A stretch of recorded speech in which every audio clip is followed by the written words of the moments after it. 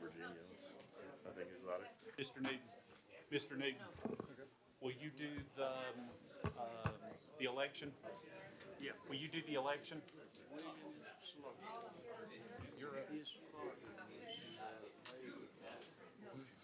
The hour is 6 o'clock. I call this meeting to order. Use this, you want. This is a planning commission meeting. We are now known as the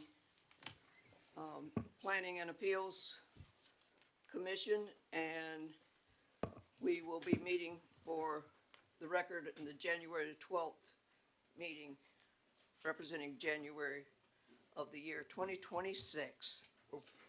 So if you all would be so kind as to stand, we'll have an invocation by Commissioner Hardwick. Let's pray. Heavenly Father, we do thank you for allowing us to live in a free nation. Father, we thank you for the freedom we have is in a demonstration here. We come together and you can voice your opinion for or against anything you choose. And Father, we thank you for that freedom that we have. And I pray, Father, also that you help each of us that we make the right decision, something that's in accordance with thy holy will, and may everything be orderly also. In Christ's name I pray. Amen. Amen. Okay, if you join me in the pledge. Allegiance to the flag of the United States of America and to the republic for which it stands, one nation, under God, indivisible, with liberty and justice for all. Thank you. You may be seated. First item on the agenda will be for the appointment of 2026 chair and vice chair. Madam Chairman, it's time to open the floor. It's time to open the floor for nominations for chairman. Thank you. Do I have a motion to open the floor for nomination for the chairman? I have a motion by Mr. Bryant. Second? Second, Mr. Ballard. All in favor, raise your hand. All opposed, there is no opposition. We'll open the floor for the nominations. First, for the Chairman. chairman. Chair. Do I hear a nomination? I nominate Mary Louise Upshaw. Excuse me. Your name, please. Excuse me. I'm having a brain lapse tonight. It's a bad evening. Mary Louise Upshaw for chair. I'll second that. We have a motion and a second. Are there any other motions? All in favor, raise your hand. All opposed? I am the new chair. Now are there nominations for vice chair? Are there nominations for the vice chair position? I'll nominate Mr. Ballard. I would second that. We have a motion and a second to nominate Mr. Ballard as the vice chair. All in favor, raise your hand. All opposed? There is no opposition. Mr. Ballard is now our vice chair. Okay. Do I have a motion to close the nominations? Second. Motion to move to close the and seconded. All in favor, raise your hand. We move now to the beginning of our meeting proper.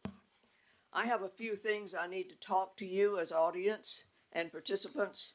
Just for a minute, real quickly, let me talk to you about the rules and regulations for our performance here tonight. And when I say our performance, I not only include ourselves here on the board and staff, but you too.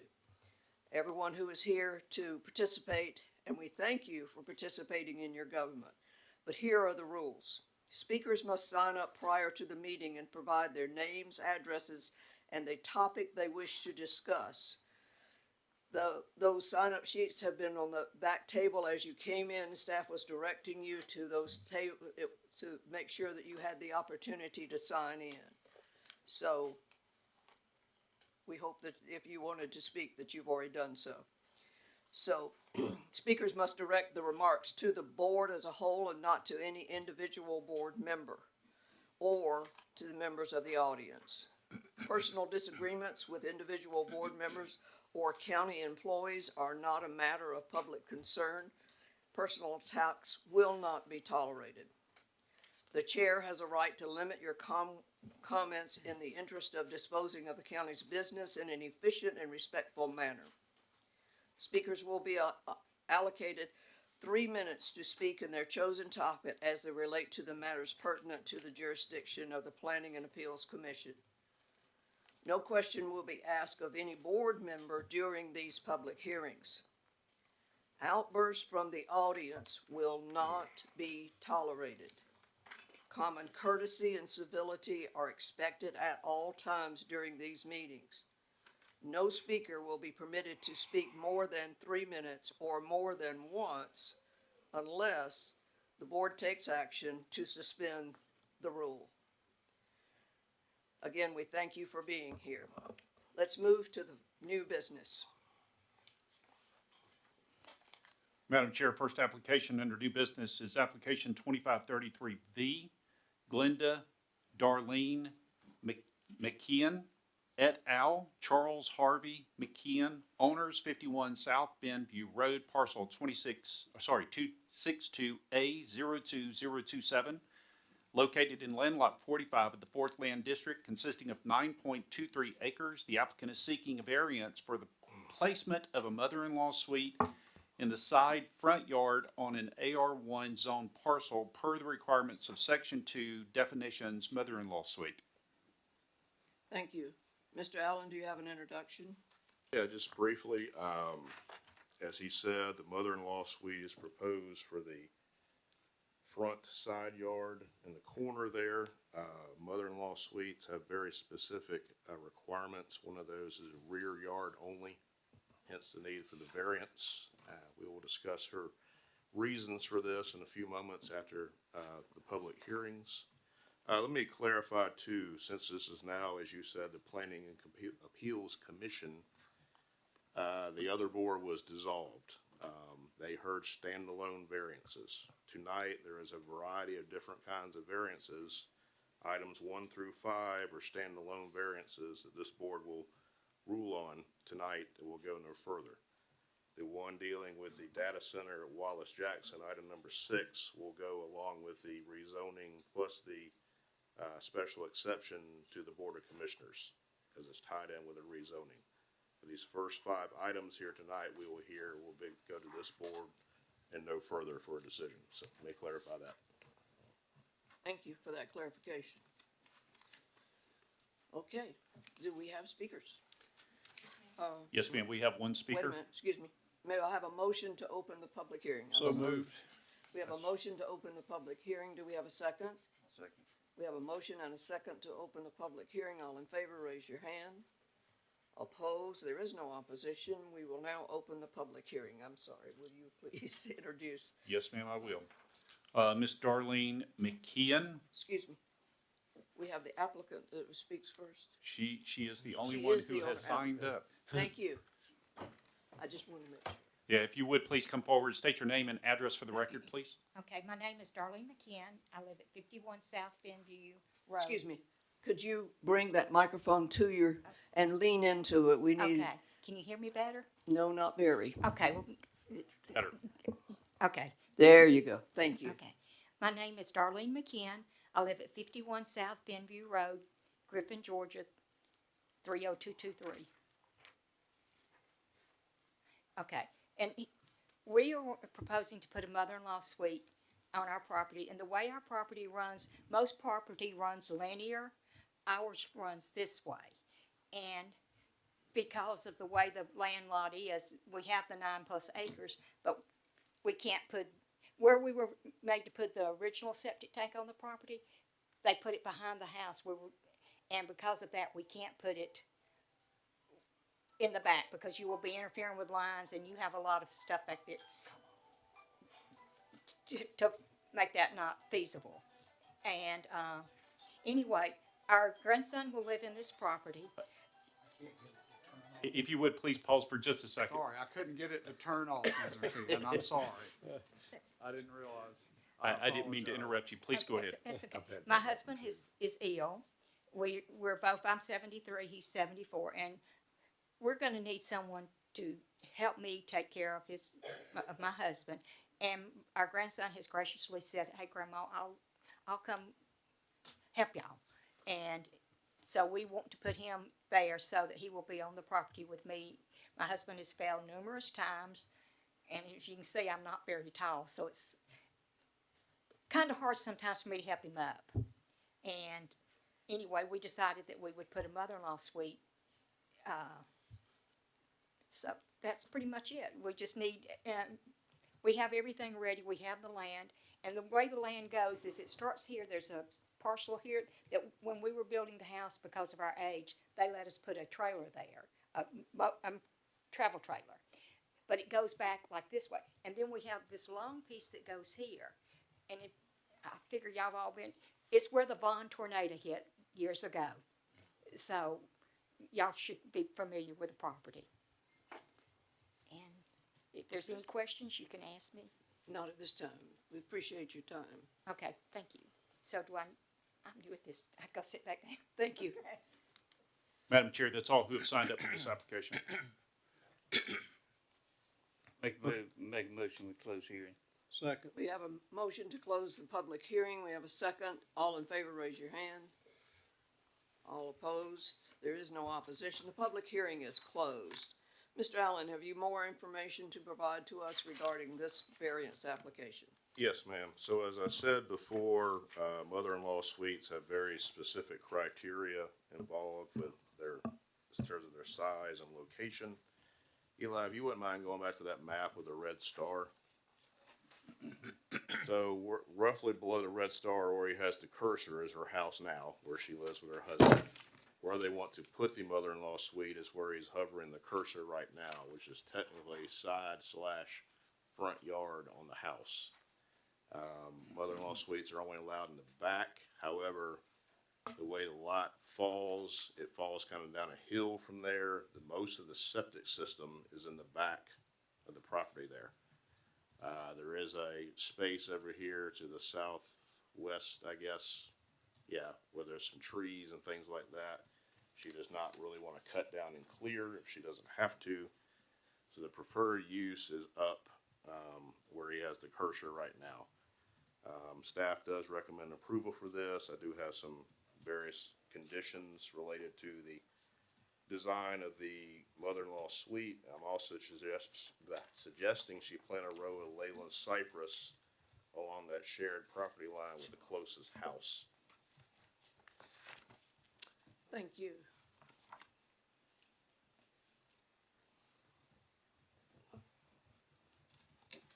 Is there anyone on the board who has a question or of staff or further discussion regarding this application? David, I have a question.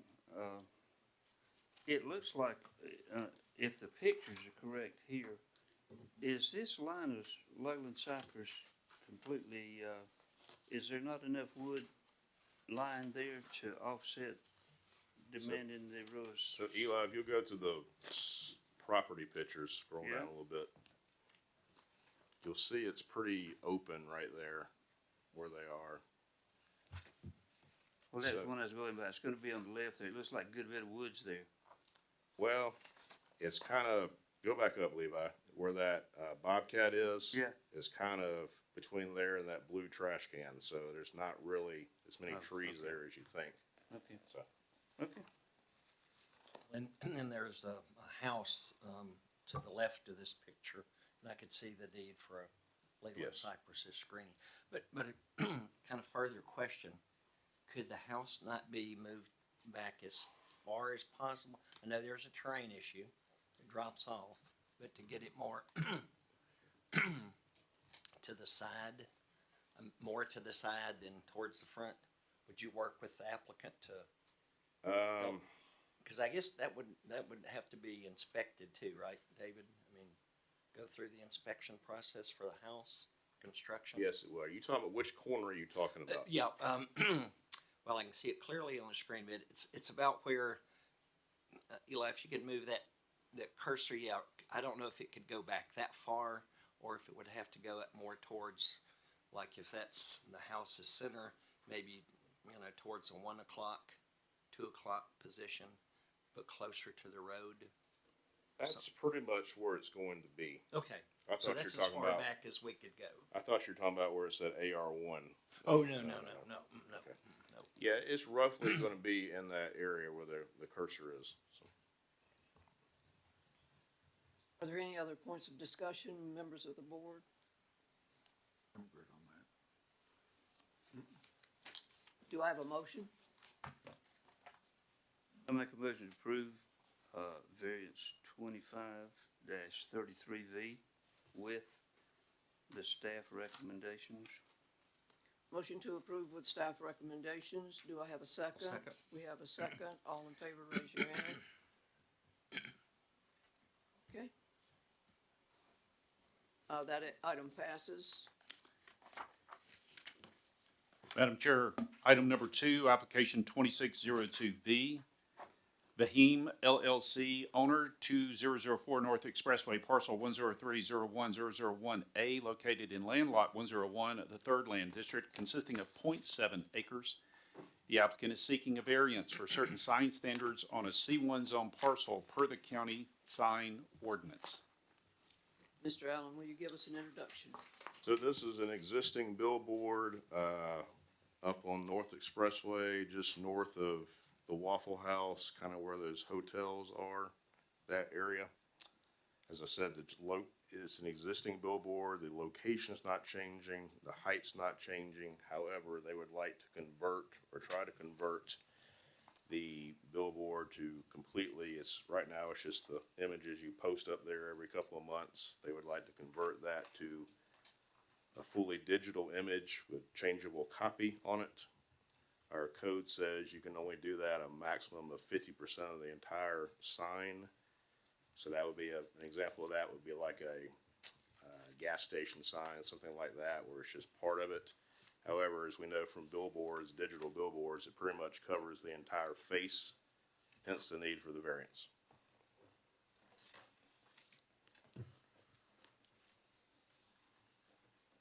And this is a variance, let me clarify for this, this is not a variance or a consideration of content of a sign. It's only for certain size restrictions on the sign, not content. So let me clarify that. I do have let me ask you one question regarding your comment. The content meaning What the kind of message it is. the thing. the wording, Yes, we're not- the language used. We're not dealing You're with not talking anything about like the that. pro forma of the sign independent. Thank you. Do I have a motion to open the public hearing? So I have a motion to open the public hearing. Do I have a second? And I have a second. I have two, actually. All in favor, raise your hand. All opposed, there is no opposition, and so the public hearing is now open. Madam Chair, Mitchell Perkins is the only one who has signed up this evening. If you would, please step forward, state your name and address for the record. If you were, Madam Chairman, I'm Rick Lindsay. I represent Mitchell Perkins, and I didn't understand the rules about having to sign up beforehand. If it's okay, if I could speak for him, I'll be happy to fill out the form. We have your signature as being signed up to speak. Not this evening. I mean, I filed the applications for the variance. Okay, I just didn't realize the procedure here tonight. He's wanting to speak on behalf of Mr. Perkins. On behalf of Mr. Perkins, I'll refer to the parliamentarian. It's fine. Okay, Just, Rick, We- you need to sign. I Need to will. withdraw. I will. I just didn't realize I needed to do that beforehand, and I apologize. I just didn't we'll realize. catch up with you before you leave. Okay. If you could lean forward to the microphone and give us your name, your address. Happy to do that. Rick Lindsay. My office address is 200 West Park Drive in Peachtree City. And I don't know if it matters, Newton, or not. The next two following variance applications really are very similar to this. They're all for the billboard signs. I don't know if you want to do them all three at the same time, or you just come back up and I'll say ditto. They are individual properties, and so we must take them individually. Okay, okay. And they're also, Rick, there are also different zoning regulations applicable to them. Right, I know one's a C1B and the other two are just C1s, okay. But again, Rick Lindsay, I'm here representing Mitchell Perkins. He has had these billboards for a number of years. As probably most of the folks on the commission know, that billboard technology, the industry has changed, and many of the billboards now are these digital billboards. There are ways to restrict what happens on these billboards. In other words, to prevent animation, prevent blinking, prevent anything other than the static signs that you see today, but switching over digitally so you can have more than just one sign on the billboard. Again, all the restrictions of the county as far as brightness, no animation, no sparklers, no movement of whatever, all can be adhered to. So we're not requesting any change in the size of the signs, but would like to make them a little more modern and usable. And with the change of signs, it really decreases the demand for more locations of billboards, so you can put more signs on one single billboard and not have to have multiple ones down the street or whatnot. I know the county has some restrictions on distance or whatnot, but it should decrease that demand for that. So we would ask that the county commission here grant the variance for these LED signs, and we will, like I said, adhere to all the restrictions that are in the code dealing with no animation, no flashing, and no blinking, and all of that. Okay, thank you. Thank you. Madam Chair, no one else has signed up for this application? Thank you. Do we have a motion to close the public hearing? I have a motion and a second to close the public hearing. Bill Bryant, sorry.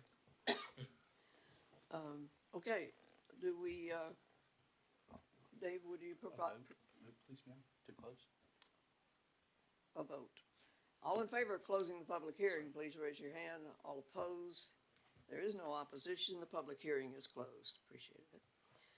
Mr. Allen, will you give us the staff report? Okay. So I had spoken over the last several months at length with Mr. Perkins and Mr. Lindsay about the signs here. It is, like I said, it is an existing sign, existing location, so that's not what's at issue. However, going from static images to fully digital does require the variance. As Mr. Lindsay said, there's a lot of changes in technology these days with these signs. There's some that are very bright, flashy, some change every 10 seconds, 20 seconds, what have you. There is also another kind of these that is called I believe the Tri-Vision, based on what I can tell, billboards. And the best way to describe those, the best way I know how, is kind of almost like you're thinking of a Venetian blind that you're turning. It has about 3 messages, 3 different entities on there that can advertise. It slowly turns. It's not very noticeable. I think that would be the way to go. These are going to be changed at all. However, Mr. Lindsay and his company were pretty clear that that was not, as I understood it, the way they would be. They would be the more typical full digital, not the turning panels. Somebody super clear on that? Okay.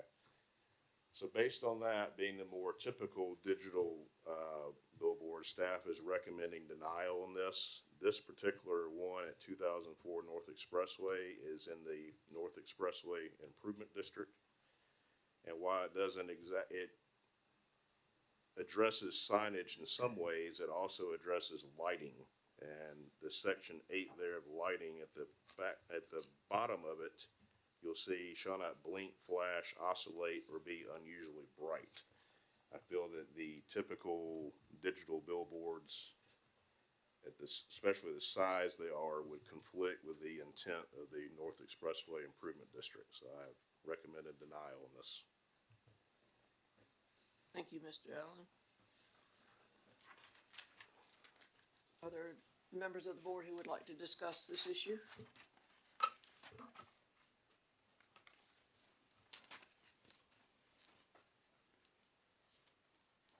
I Dr. Ledbetter, correct me if I'm wrong, do we not have any, I'm not talking the city limits, but in the unincorporated county, there's currently no digital billboards?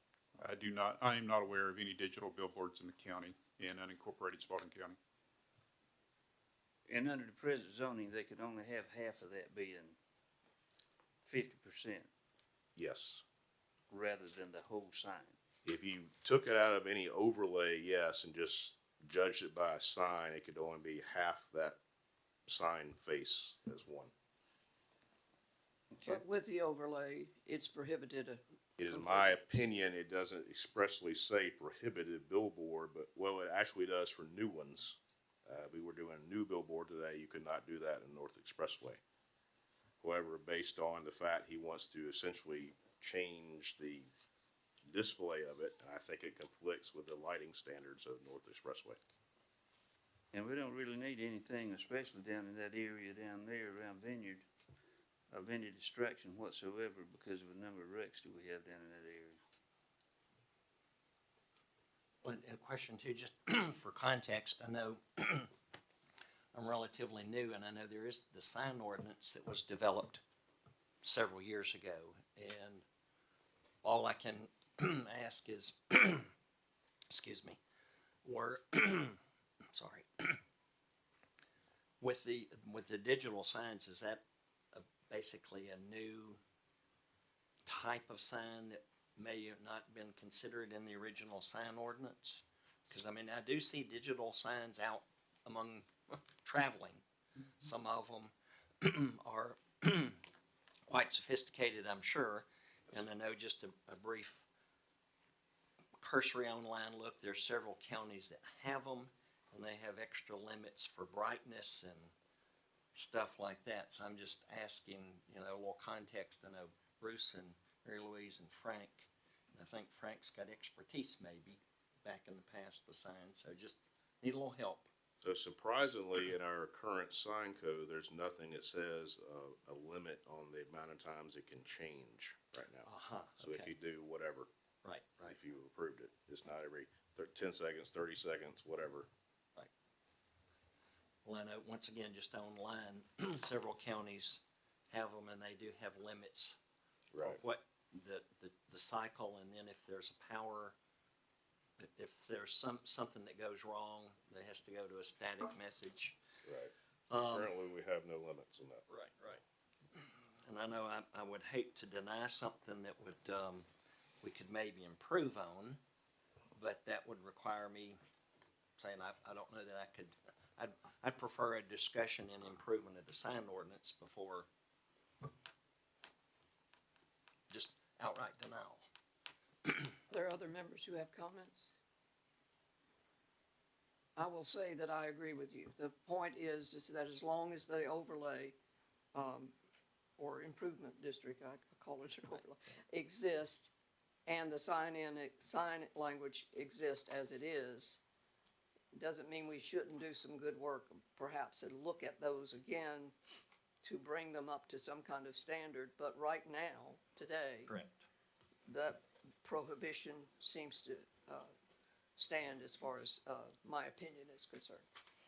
Well, I agree with the recommendation. I'm just, is there an allowance that, and I'm not in favor of weakening the overlay districts, and I'm not in favor of kind of offering ad hoc conditions tonight until we've all looked at what would be the best appropriate digital signs if we decide that. So, Other comments? Do I have a motion? I move to deny. We have a I motion second to deny. Do I have a second? I have a motion and a second to deny. All in favor, raise your hand. All opposed? There is no opposition. This petition was denied. Madam Chair, application number 32603V, Raha LLC owner, 1360 Martin Luther King Jr. Parkway, parcel 143-09001D, located in land lot 117 of the Second Land District, consisting of 2 acres. The applicant is seeking a variance for certain sign standards on a C1B zone parcel per the county sign ordinance. Mr. Allen, will you introduce this petition, Okay, please?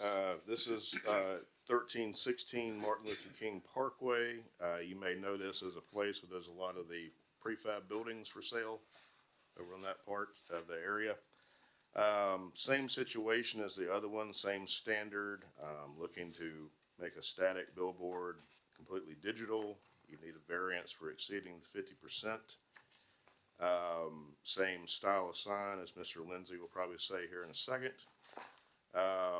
This is one of the ones of the three that is not within an overlay. However, it is between the Tri-County overlay, which stops at Moose Lodge Road, and the North Expressway that we just talked about. So it's between two overlays on one of our major thoroughfares, but is not technically within an overlay, so.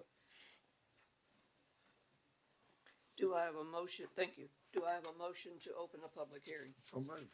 I have a motion to open the public hearing with a second. All in favor, raise your hand. All opposed, there is no opposition. Do we have, Yes, ma'am, we do have someone signed up for this evening. It's Mr. Mitchell Perkins. Same request from last time.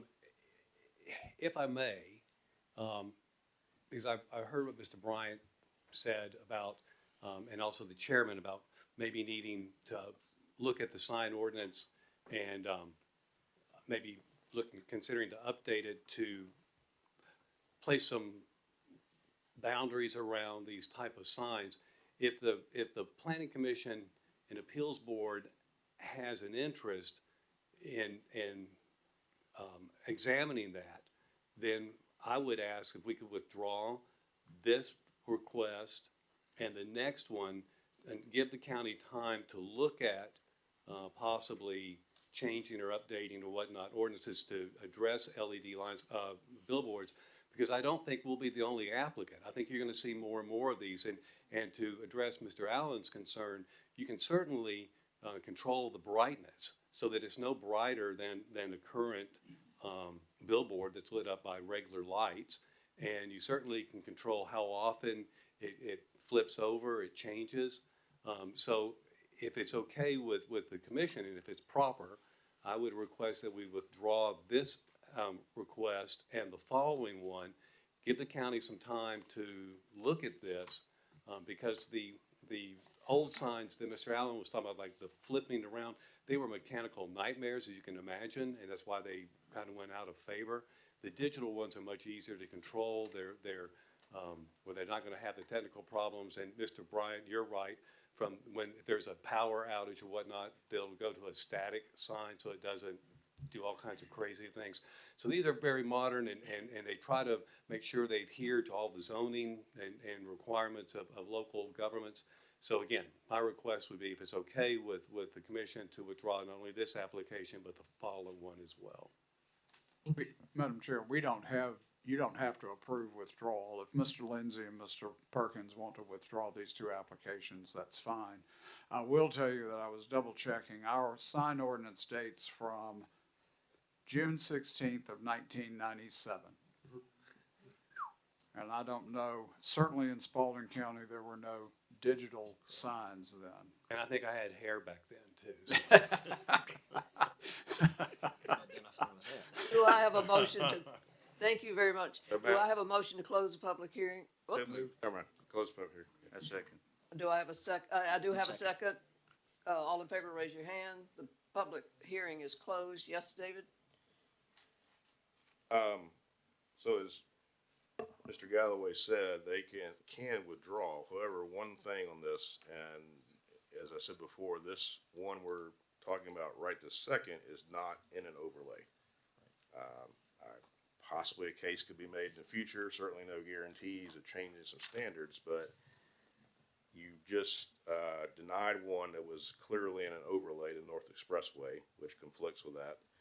The next one, the third one, the Tri-County overlay billboard up near the McDonald's across from the Ingalls, even more clearly states its intent.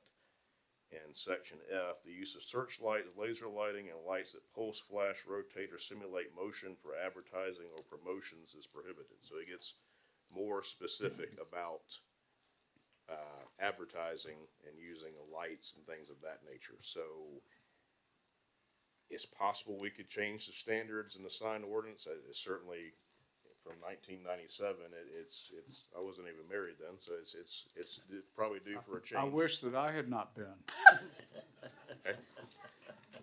So, but I don't see the standards of the North Expressway Improvement District or the Tri-County or any overlay being watered down. So for the first one you just denied and then the third one coming up, I don't really see, I mean, they can withdraw, but I don't see that changing for those overlays, the specific strict conditions about lights and signage, so.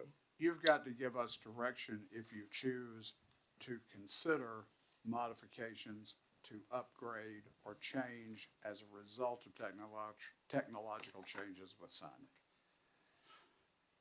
So our motion language should reflect that.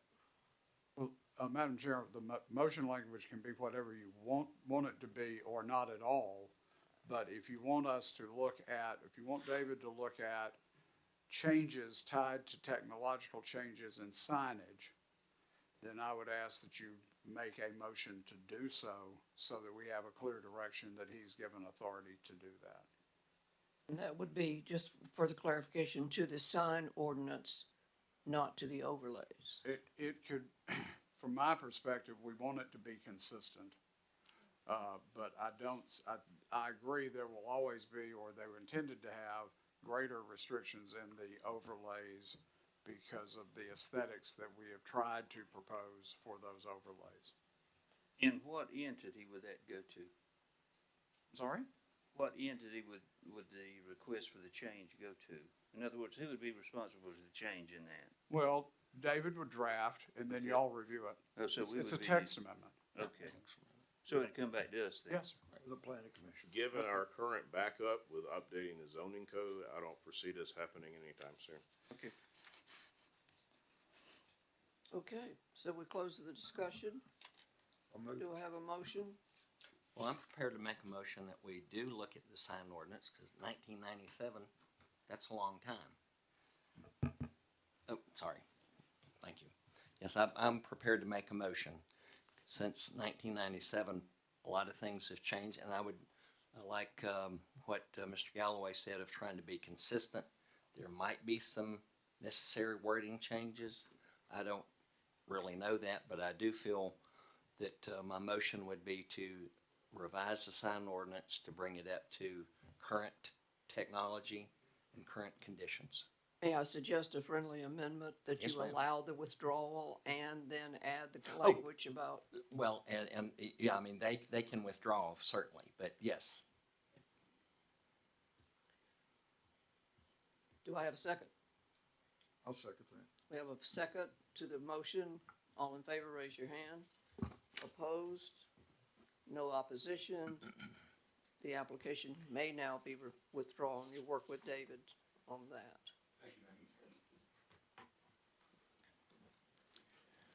Madam Chair, that moves us to number 5, application 2606V, High Fall 16 LLC owner. Okay. 0 Arthur K. Bolton Parkway, High Falls Road. Portion of parcels 218-02010, 218-02011, and 218-02001K located in land lots 82 and 83 of the Second Land District, consisting of approximately 89.98 acres. The applicant is seeking a variance for a reduction in building height standards on a PDD zone parcel per section 1709K2. Madam Chair, if I could, I need to advise the Planning and Appeals Board that I have a conflict in this and will not participate in this hearing. Thank you.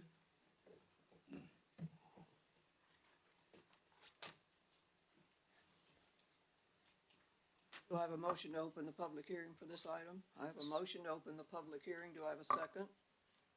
I have a second. All in favor, raise your hand. All opposed? There is no opposition. We will now have the public hearing. Madam Chair, who was the motion made by? Mr. Mr. Bryant Bryant, made the yes. motion. and Yes, ma'am, thank you. Frank did the second. Okay, Madam Chair, we have 4 people who have signed up this evening for this public hearing. Are there any in opposition? All right, hearing oops, none. wait a minute, we have one hand. All right. raised. I'm sorry, I didn't see the hand. Thank you. Could you state your name, please, ma'am? Sure, Grace Ray. All right.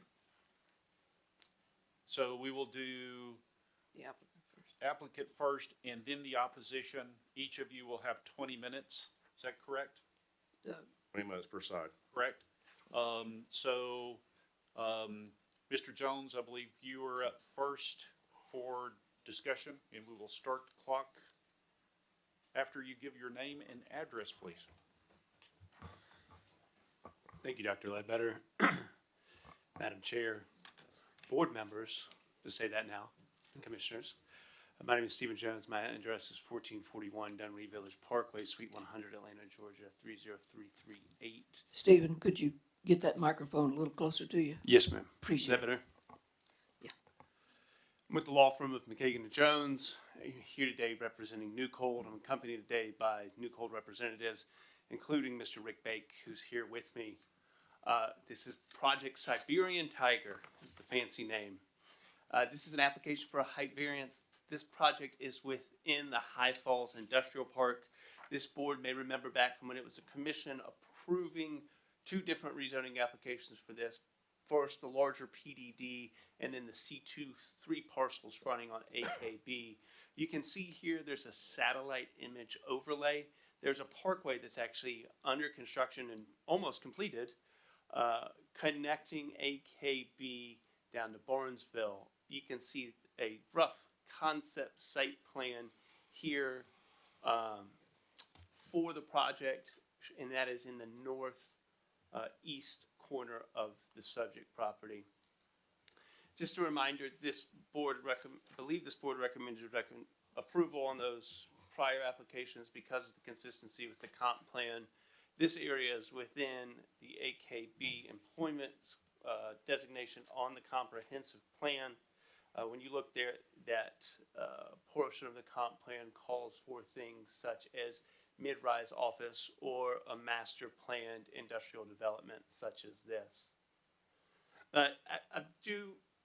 I can try this, but I brought Mr. Bake with me because he can give you a full and a much better overview of New Cold than I can. So what we're going to do is let him give you an overview of what New Cold is as a business. Then we'll switch back to this specific property and the variance that's at issue here. One thing that he's going to discuss, and you'll remember from your agenda packet, this is a height variance. And he's also going to discuss why the height is important, not only for New Cold, but the innovative technology that they employ at their facilities. So Rick, I'll also point out you do it. I will interject that the strictest interpretation is that you have stated that you're the representative, so you have the 20 minutes. He only gets 3. I think he can get Okay. I think he can get it done in 3. I'll Thank go as fast as I can. Do I have to state my name Yes, and please. address? Your address. Yeah, Richard Bake, 6449 North Glenwood Avenue, Chicago, Illinois, 60626. So yeah, real quick about New Cold and why we're here. So we're owners and operators of highly automated cold storage facilities. This particular deal is with a Fortune 100 food producer.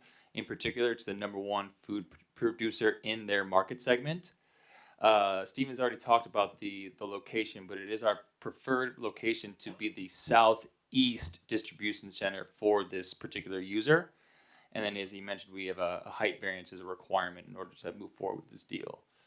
Real quick, why cold storage? It's really one of the fastest growing industries in the U.S. in particular right now. There's a multitude of reasons, but for me, what's most important is actually the ability to provide healthy, cost-effective meals to really busy families that are also healthy.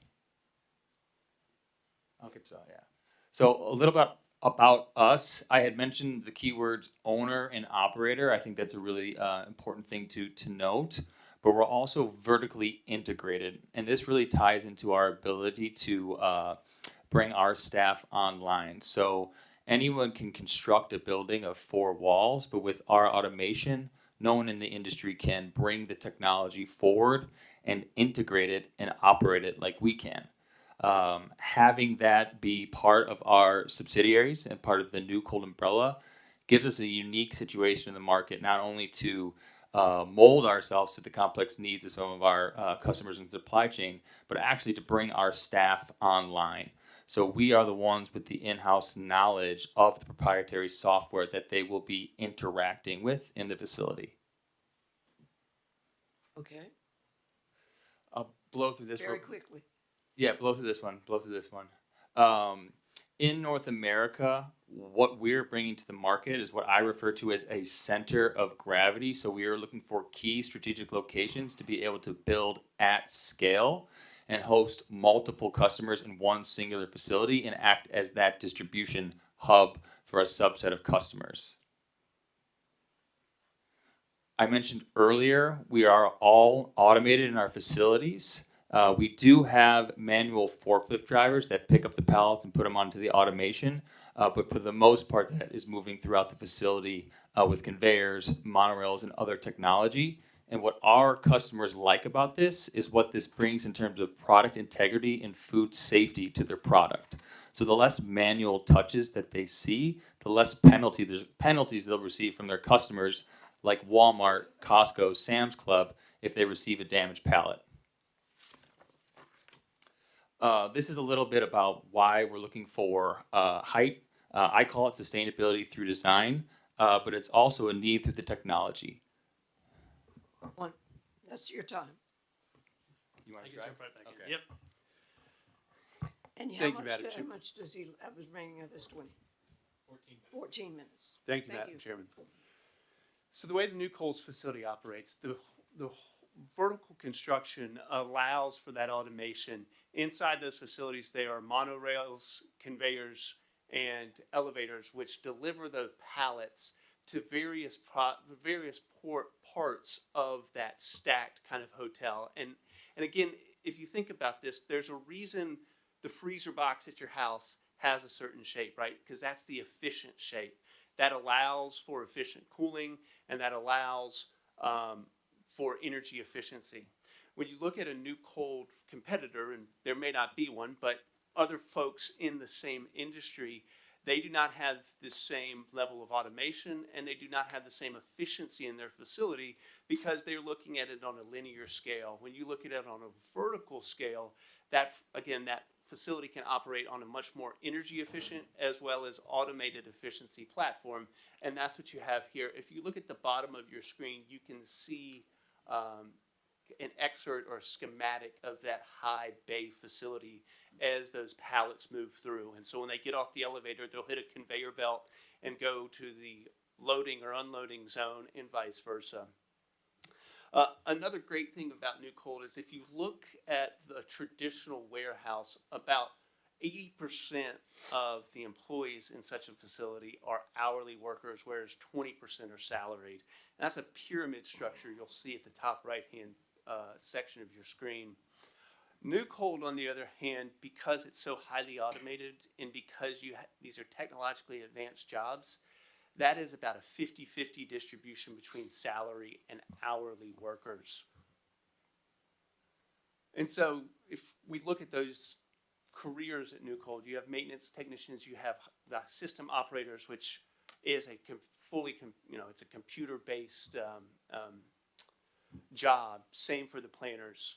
Then you also obviously have stock controllers physically handling the systems or the product. I want to come back to the overall site plan that we looked at earlier, or the aerial. You can see that connector road coming through High Falls Industrial Park. And you can see on the right-hand side, you can see the New Cold site plan overlaid over the High Falls Park.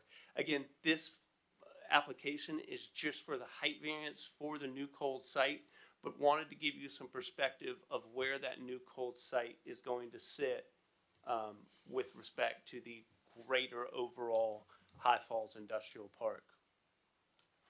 So now we zoom into that site plan.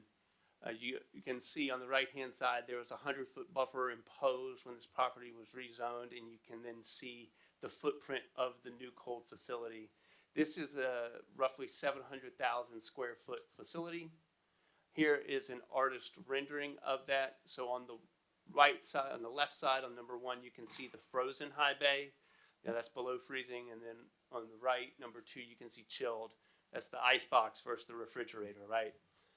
Number 3 is going to be your office, and then number 4, your parking. Here's another view of this typical building. Here, this is 165,000 pallet positions across the chilled and frozen. That represents an approximately $400 million capital investment into this project. That's $400 million capital or additional to the tax base. And then that would create 175 plus or minus jobs, again distributed between 50% salary and 50% hourly. I know most likely when you think of this height variance and the height that we're asking for, the first question, given the history of this board and the Board of Commissioners' approvals of industrial developments on 16, you're going to ask, what's it going to look like, right? And so that's the next slide I want to roll into, the next set of slides. I'm going to show you a variety of viewpoints, 1, 2, 3, and 4, with some renderings of what the building's going to look like. So here's number 1. Right, this is looking north into the site. You cannot obviously see the building from this perspective, and this is on High Falls Road. Number 2, coming into Barnesville Road, you do see the facility here.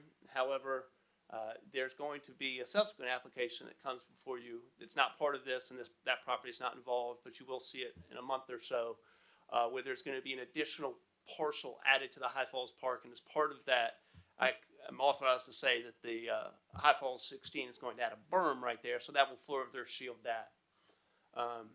And that would obviously run east-west there along High Falls. We now switch to Arthur K. Bolton Parkway. This is looking east into the site from the western side of the property. There are natural berms along 16. If you've driven past, GDOT installed significant berms along this side. Those berms remain and will remain as part of the High Falls 16 Industrial Park. Coming then further, this is past the curb cut for that new Parkway Road. And then this is looking inside or looking interior to the site. You will not obviously be able to see the building through that berm from 16. So we've taken great efforts to shield the building or place the building in a location that it would be shielded from view, consistent with the other industrial developments along AKB. There were some questions that Mr. Allen and I discussed, and he reached out to Mr. Teague with Croy Engineering, who's the engineer for the Spalding County Airport. Separately, New Cold has contracted with Kimley Horn, and we're looking at the notion of what approvals, if any, would be needed for the future Griffin Spalding County Jetway Airport, which is located to the northwest at this location. It's over 3 miles, but there is a potential, given the height here, that a 7460, which is the form you submit to FAA for height approval, may need to be submitted. And this is Kimley Horn's, the scope of their analysis, and then we come to their recommendations. Of course, obviously, this building isn't finally engineered. So if we're above 138 feet, we'll have to do a 7460. If we're below 138, then we won't. So subject to engineering, I'll get to that in a second. This is Mr. Teague, president or CEO of Croy Engineering, which is the county's airport or the airport authority's engineer for the airport. He reaches the same conclusion that a 7460 would be needed. Because of Kimley's advice, I would like to, and Mr. Allen will get to staff's recommended conditions, and he and I had an opportunity to briefly discuss this before this meeting, so I don't want to put words in his mouth, but I think he's okay with this recommendation. Again, going back to Kimley's point, if required, we'll submit a 7460. So I just want to make sure that we're looking at the regulations appropriately. If we're below that 138, I don't want to have a condition that's impossible to meet because of engineering brought the building lower. With that, I'll go back to the concept plan, If you have any questions of me or New Cold at this time, we'd be happy to answer those. Otherwise, Madam Chair, I'd like to save the remainder of my time for anything that may come up later in the public comment. Very much. 6 minutes remaining. 6 minutes remaining. Thank you, Mr. Jones. Thank you, Madam Chair. Are there any? Ms. Grace Ray.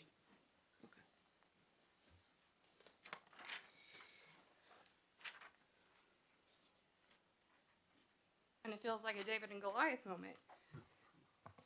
So I'm Grace Wright. I live at 3600 High Falls Road. So on that picture, I'm not too far from the number 2 that was circled.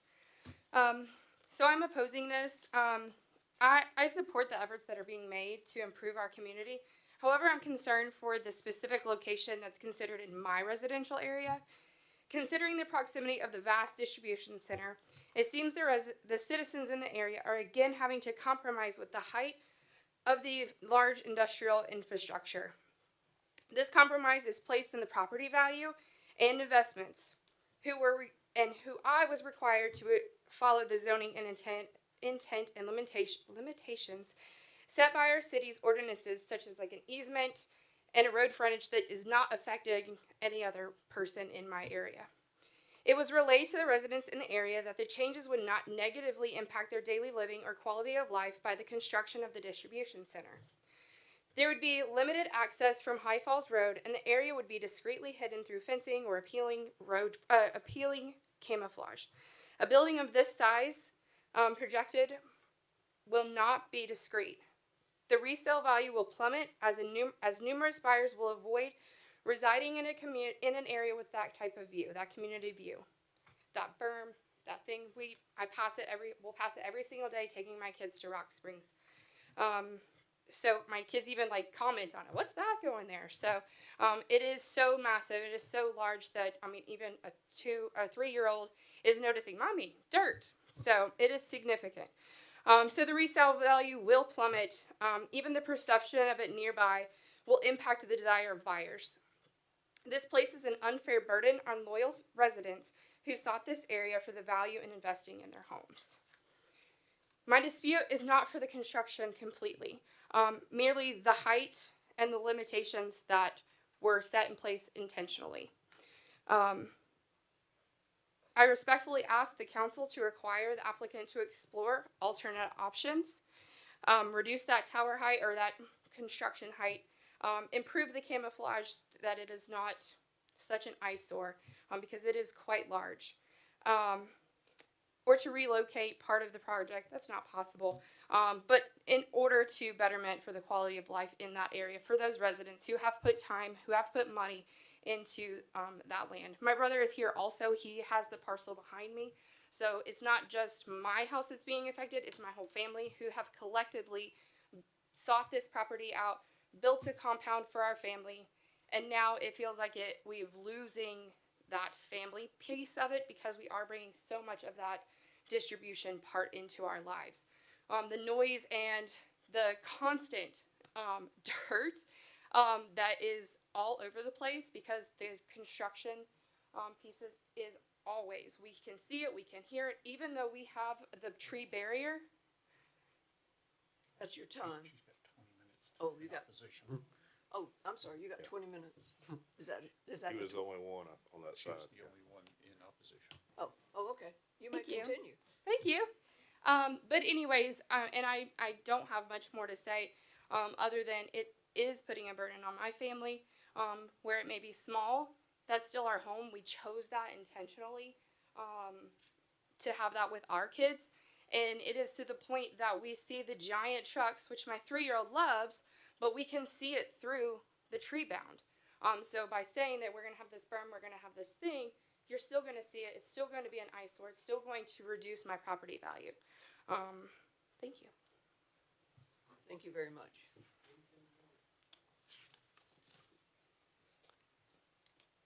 No other speakers. No other speakers. He's gonna rebut. He's got 6 minutes remaining. You have 6 minutes. Madam Chair, board members, I won't take the entire 6 minutes, but Elijah, could we put the slideshow back up, please? I just wanted to address. Will you restate your name and address, please? Yes, Madam Chair. My name is Stephen Jones, law firm Cake & Jones. On behalf of the applicant, my address is 1441 Dunwoody Village Parkway, Suite 100, Atlanta, Georgia 30338. I do understand Ms. Ray's concern, but I think those concerns overall were broader concerns with an already zoned and an already underdeveloped industrial park. As you've seen from the view shed analysis that New Cold prepared, this site will be substantially screened except for the intersection of Barnesville Road where that parkway is already going to be constructed to drive through. To the right of the parkway, High Falls 16 does have plans to, and I'll get to it in a second. You'll see that parkway kind of where that number 2 is. I understand that Miss Ray's house is to the west, all the way on the other side of that grove of trees. But if you look at that number 2, that's where Barnesville Road intersects that new parkway, which is going to continue Barnesville Road all the way to Highway 16. And that is substantially complete at this time. Again, High Falls 16 is already zoned. It is already under development. The application that you have before you is with respect to one building that is interior to that development along the northeast side. And so when we look at that view shed analysis, you'll see this is that number 1 looking interior to that small kind of donut hole parcel you'll see right there where that number 1 is. With the existing grove of trees, this is consistent with the view of that building as you will see along High Falls Road. Again, the only time you will have a view shed of this building is when you're driving into the already constructed industrial road, which is there. High Falls 16 will construct, again, that berm as part of another rezoning application, which is forthcoming to the right, which would screen the New Cold building. I also want to then bring you back to the AKB view shed analysis, where you'll see that that building would be completely screened from Arthur K. Bolton Parkway. Thank you. With that, if you have any questions, Madam Chair, or board members, be happy to address those. Thank you very much. Appreciate it. Do I have a motion to open the public hearing? Close the public hearing. So moved. I have a motion to close the public hearing. Second. With a second. Mr. Allen, will you present us the staff report? Need a vote, please, ma'am. Oh, motion to, all in favor, raise your hand to close the public hearing. All opposed, there is no opposition. The public hearing is closed. Get this a minute. Mr. Allen, staff report. Okay, staff report for this is approval. I did have the 2 approval conditions. I don't mind putting the words "if required" for the number 1, about the 7460 airport application. Obviously, there's a threshold there, the 138 or not, so that's fine. Number 2, all required FAA lighting standards for the building shall be complied with. This is not too near the airport, but it's enough to be a factor for lighting for planes approaching the runway on that. The use, we're not discussing use. It's already a permitted use in there. I think we've seen from the presentation and from the information about the McDonough facility that this is their type of template for the building they need for it to go up like it does. So as far as a alternative height, there's really not one. This is how their business model is. It is on the back corner of that industrial park, not right on the road, right on AKB or High Falls. The topography does fall a little bit there to give it a little bit more leeway in terms of the height. So I did have in the notes here, it was kind of interesting, I was researching this, that this is obviously in the employment corridor, which calls for mid-rise offices as a desired use. Mid-rise office is typically defined as 5 to 12 stories tall. 12 stories tall is about 145 feet. So yes, it does vary from the maximum of 65 listed in the conditions here. In terms of the mid-rise office type use that's desired for this overall area, it kind of fits within those parameters. So. Thank you.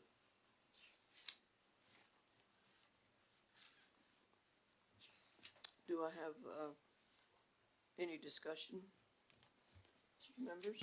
Well, I got several questions that came up that may be best addressed by Mr. Jones or Rick. Didn't get your last name, sorry. Concerning the exterior, lighting, what there would be, the color of the building, hours of operation, and then what happens on the east side of that building, that big long dimension over on the east of the property.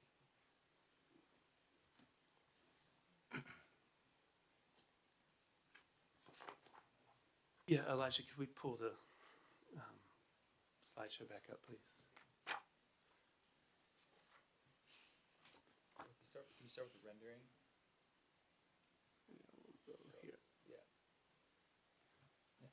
So this right here is the actual rendering of what the building would look like. So all of our buildings have that white exterior with the only other color is our decal that says New Cold. It's like a royal blue.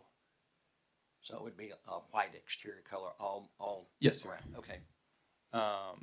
If you go to the site plan photo, you can kind of see it here or here. So if you're talking on the right-hand side of the page, which is the east side, Correct. that is going to be part of our fire loop. So there's requirements to have fire access all around the building. But I mean, you won't have any operations going on the east side. It looks like it's all to the south. Yeah, and the yeah, west. correct. Okay. Oh yeah. So the hours of operation are 24/7, but carriers don't like to pick up in the evenings. So we peak between the hours of 9 and 5. And then we operate in the evening because with the automation, we're not necessarily able to throw conveyors at our volume. Where a conventional facility would throw people at it, we're static in the number of conveyors. And it's like Henry Ford's automation line. You want something moving across your automation at all times. So we're staffed in the evening to get ahead on our orders and stage them for the next day.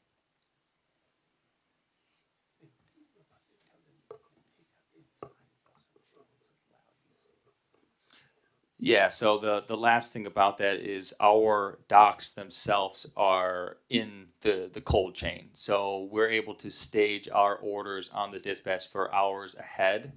And it's just a value add to our customer base. All ahead. Correct. Thank you. Any other commissioners have comments or questions or seeking information?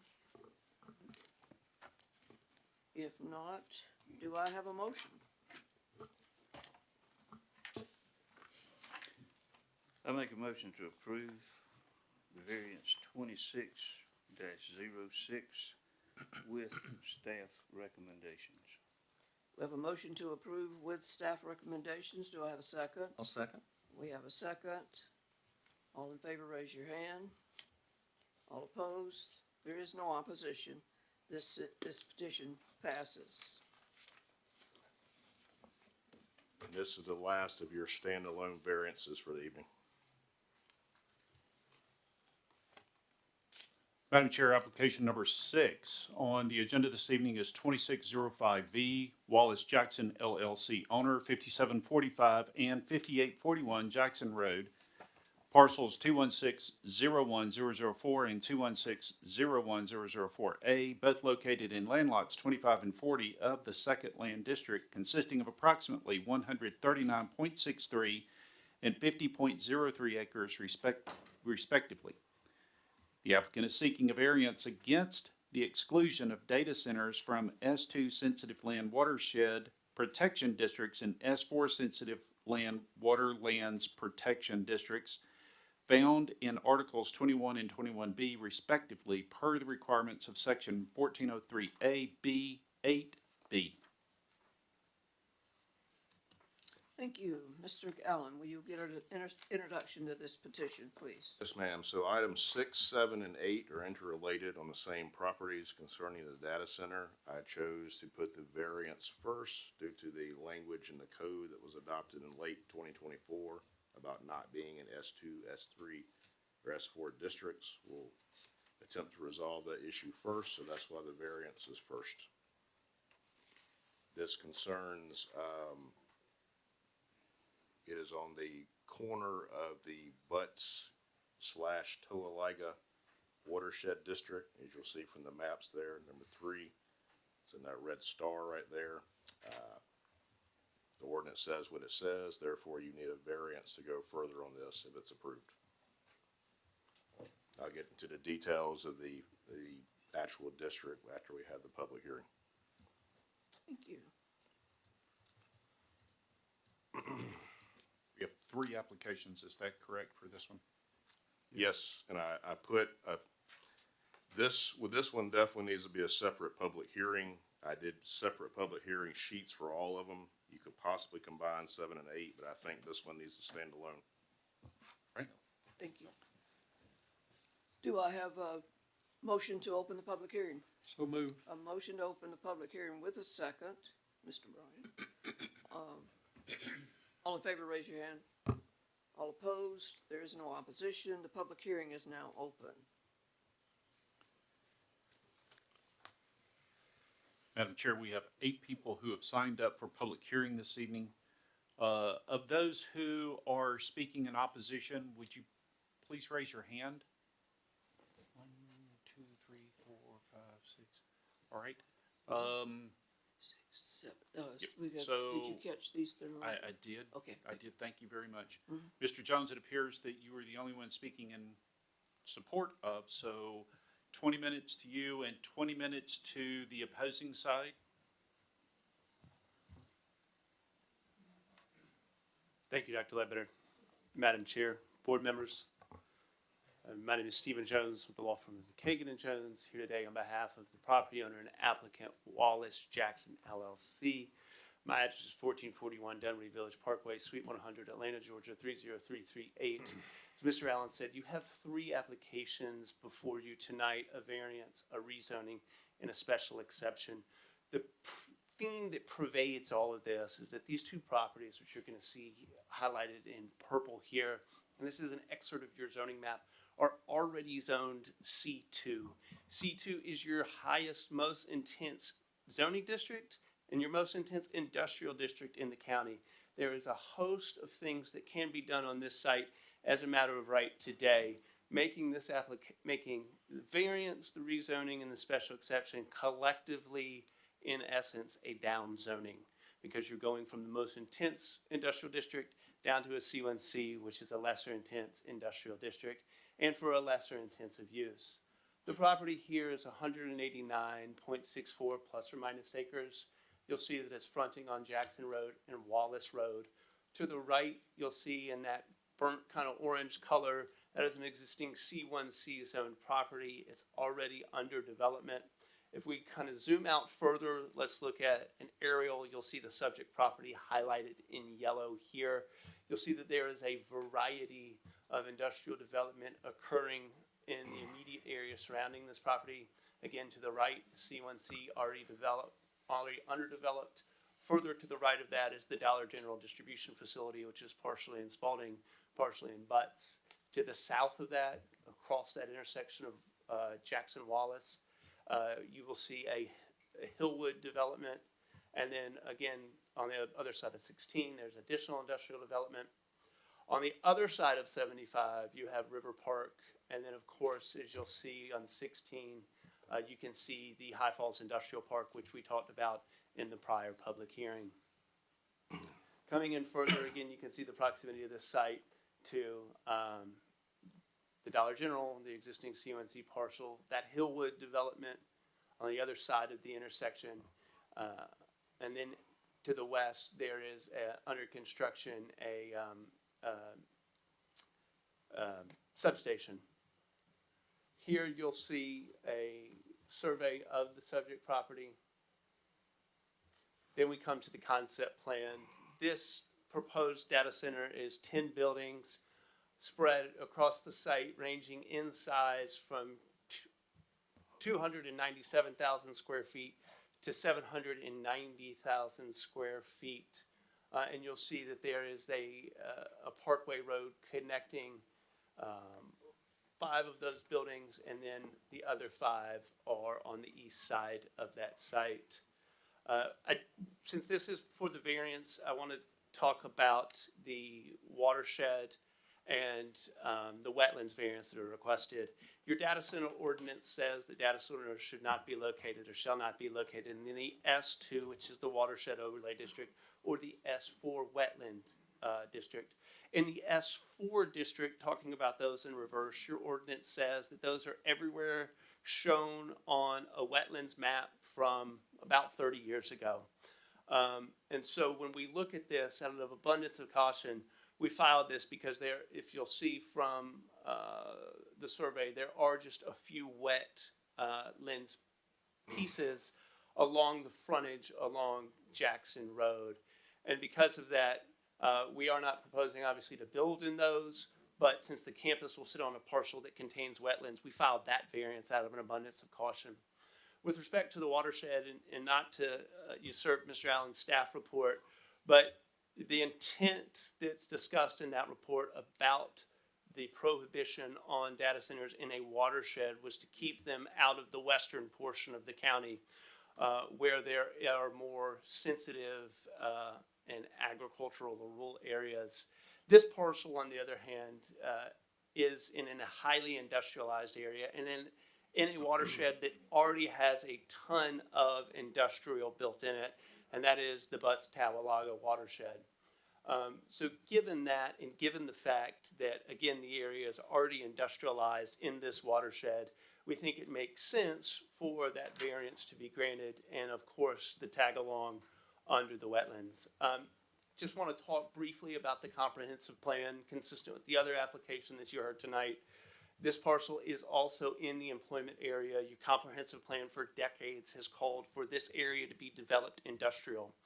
Other industrial uses in that C2 zoning district, which are much more intensive and have much more potential for adverse effects on the watershed, can be located in the watershed, whereas the data center ordinance says that a data center could not be. So I just want to run through some of those potential uses, which again could be used or developed on the subject property as a matter of right today without any other further zoning entitlements. Those include cosmetic and pharmaceutical manufacturing, dry cleaning, gasoline storage terminal, acid manufacture and storage, bulk petroleum plant, major automotive repair, used car and truck sales, building material yard, textile manufacturing, and concrete, cement products, and clay products manufacturing, just to name a few.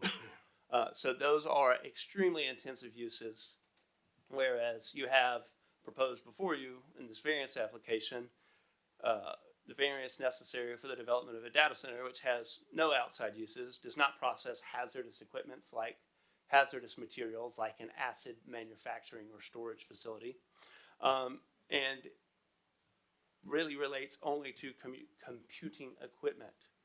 So I will save the remainder of this presentation for when we get into the rezoning and the special exception use. I would ask that you, consistent with your staff report, vote to grant these variances. I do want to talk briefly about the recommended conditions on this variance. Mr. Allen and I did have the opportunity to discuss some slight modifications to this as well. We do support staff's recommended conditions with a few minor tweaks. Number one, staff recommends that all required buffers and impervious setbacks of that S2 watershed district shall be marked prior to grading or construction.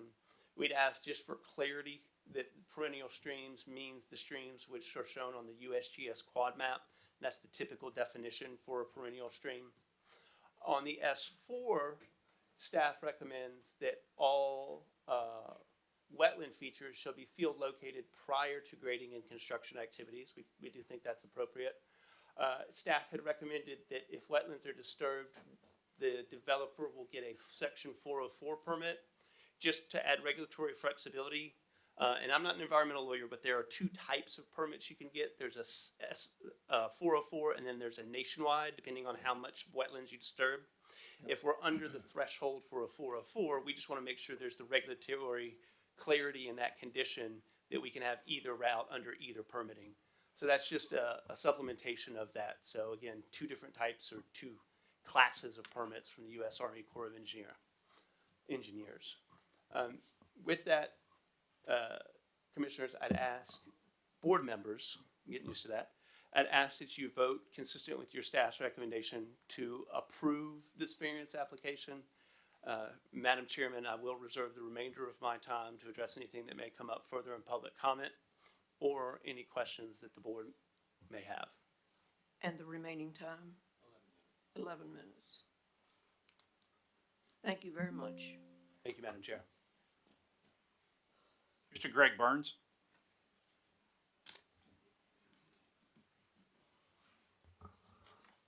Please, just for clarity, there is 20 minutes allowed for either side. So for those who are in opposition, there's a total of 20 minutes. And by my count, there were about 7 of us. Yes, sir. Okay. My remarks will be about 3 minutes. Thank you. My name is Greg Burns, and I live at 5451 West McIntosh Road. I appreciate the staff's work on this application. However, even with the staff recommendation for approval, the Planning Commission still has an independent responsibility to determine whether the record supports that recommendation and the required zoning findings. In a nutshell, this is about the process and the procedures that we have set forth in this county. All of what you just heard, what could go in this zoning, is irrelevant. What we're talking about is what is proposed and what is in the packet, and does it meet the requirements for a variance. Thanks to Dr. Ledbetter's and Mr. Allen's work, Spalding County has the most detailed and thoughtful data center ordinance in the state. The previous 2 applications have set the bar for what we expect. Mr. Jones has represented those and has been deeply involved in the drafting of the ordinance and subsequent amendments. He himself has set the bar. There has been ample opportunity to debate where data centers should be allowed. Previous applications have included detailed water usage, site elevations, and traffic analyses. None of those are in this packet. The ordinance is unambiguous. No data centers in sensitive land districts. Mr. Jones would like you to believe that data centers are being unfairly barred where other industries are allowed. As I said, it's irrelevant. He ignores the fact that the requirements for S2 and S4 were drafted long before data centers even existed. The county is correct to prevent them from being built in these areas, recognizing that they impact the people and land on a scale like nothing before. The current S2, S4 setback requirements from the watershed and streams fall well short of what other communities are requiring of data centers. To put this in perspective, and this needs to be said, the proposed data center totals 4 million square feet. The Mall of Georgia is 2 million square feet. And so what is being proposed is a construction of the equivalent of 2 malls of Georgia over a period of 10 years, shoehorned around a FEMA floodplain and a watershed that feeds the Toalaga River. On the topic of water, Spalding requires closed-loop cooling systems for data centers. Even so, the DRI application states the estimated use at 500,000 gallons per day. Where is this going to come from? We're frequently subjected to drought conditions in this part of Georgia, and who will get priority for water in the drought? Again, it is not in the packet, and if it's not there, you have to rule on what is before you. Critically, closed-loop cooling systems use glycol water mixtures. Section 2108B prohibits receiving areas for toxic or hazardous waste in or other contaminants in S2, S4. The consequences of a glycol leak into the Tri-River water supply would be catastrophic, and that alone is enough to jeopardize human health and welfare and deny the application.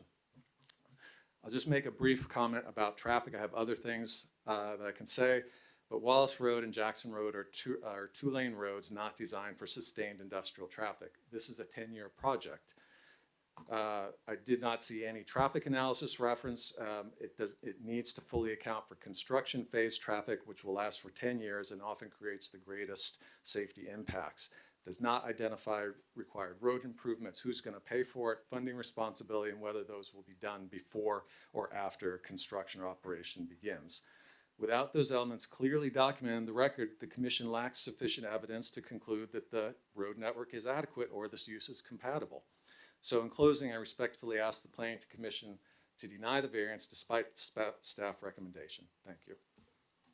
Thank you.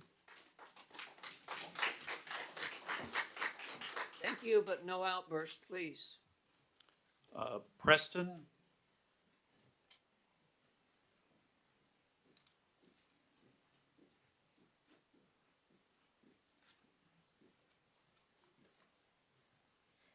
Good evening, board. My name is Preston Dowdy. Don't think I'm gonna need to use this. I'm like my father. I'm pretty loud. I live or currently reside at 240 Jenkinsburg Road. Cumulatively, this is about 4,200 feet from the proposed site. We already have issues of enough truck traffic coming down. I am personally a truck driver. I understand the detriment from modern society and their views on truckers. And there was a whole thing with the new code, but I was unaware completely, so I would have spoke on that had need be. The construction is going to be an issue. As the previous gentleman said, there's going to be an issue with traffic. We just had, I don't know how many $1 million spent to repave Jackson Road. The problem is we already have trucks coming up and down that are through trucks. I personally bring my truck home and it's already an issue. I already have neighbors that have a problem with it, even though I am allowed to. So with that said, I know that there is supposed to be a project between GDOT and Spalding County for Jackson Road and 155 in the future at that intersection for a roundabout to turn a through truck to make McDonough Road a through truck route instead of feeding Jackson Road into Jackson just to turn around back to 75. So you're going to have extra traffic just in the building process. When it comes to that, it's not worth it. I mean, you have a handful of folks in here that are able to be here. Most of the county does not want this. I respect Mr. Jones and his time being here to, offer the data center side, but this is Spalding County. This is the lowest of low for Metro Atlanta. When I tell people where I'm from, I tell them my neighbors are cows, but we are still Metro Atlanta. We don't want this. We don't need this. There are other fine prime locations in this state that can be on multi-thousand acre properties that can be attained, that can be out in the middle of nowhere, that won't pose a viewing problem, as per the lady previously with New Cold. There's just other options. I don't understand why a watershed has to be the place to be chosen. It just doesn't make sense, because as per the slideshow, there's so many other there are so many other locations that are, as Mr. Jones says, detriments to the watershed. But that's basically saying, hey, we're already doing meth. What's a little bit liquor on top of it? It's not going to hurt. It doesn't make sense. And same thing applies for across 75, all the other industrial parks going up. At what point is it going to be the straw that breaks the camel's back? We don't want it. We already have issues with our property taxes. We already have issues with the economy, with the housing market rates. We can't go and sell right now if we wanted to. And quite frankly, my family is wanting to sell because we have all this starting to come together right there, because we chose to live right there because it wasn't in town, but we were still close enough to the rest of our families in Spalding County. And I'll be honest with you, Spalding County is starting to turn into a place that I don't want to be associated with. Because I grew up in Spalding County, born and raised. I don't want to be Henry County. I don't want to be Fayette. I don't want to be Clayton. If anything, if we could be more like Lamar and Pike and have just a little bit, but still maintain our grassroots and not go urban, it would be great. But, I'm one person. So, thank you. Thank you. The time remaining for the 20 minutes? 11 minutes. You have 11 minutes for anyone else who speaks. Ms. Jean Wallace Brown?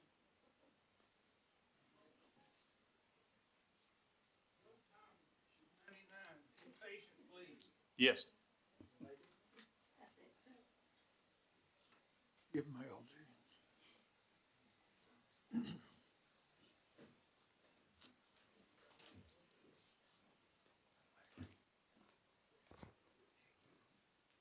And now I'm out of breath. Thank you. Jean Wallace Brown, 5668 Jackson Road, Griffin, Georgia. Adjacent, my farm is adjacent to the biggest building that's on that property that they're planning. It'll be, 20 feet from the land line? That long one, I'm on the west side of that property. You're not showing the right one, showing my farm, not enough. It's got to be, you had a good one up there. I think the lawyer had the good one. But anyway, I want to say, the people that did this ordinance for us for our wetlands in the 90s, it's still good. It needs to be protected. It doesn't need to be changed. And I hope you will consider that. And I hope you will be have a police force to enforce these things that you are permitting to go. I'm concerned about that as well. And of course, I'm concerned about living next door to 200 acres of buildings and traffic and the whole 9 yards. And I hope that we can consider a moratorium someday on data centers. I would appreciate you taking care of our end of the county. And I think you have done all you, hopefully you have looked into this very, very carefully and consider the families that are involved with having to move away or else suffer. Thank you. Thank you very much for your comments, Ms. Brown. I've enjoyed my 99 years there, I can say that.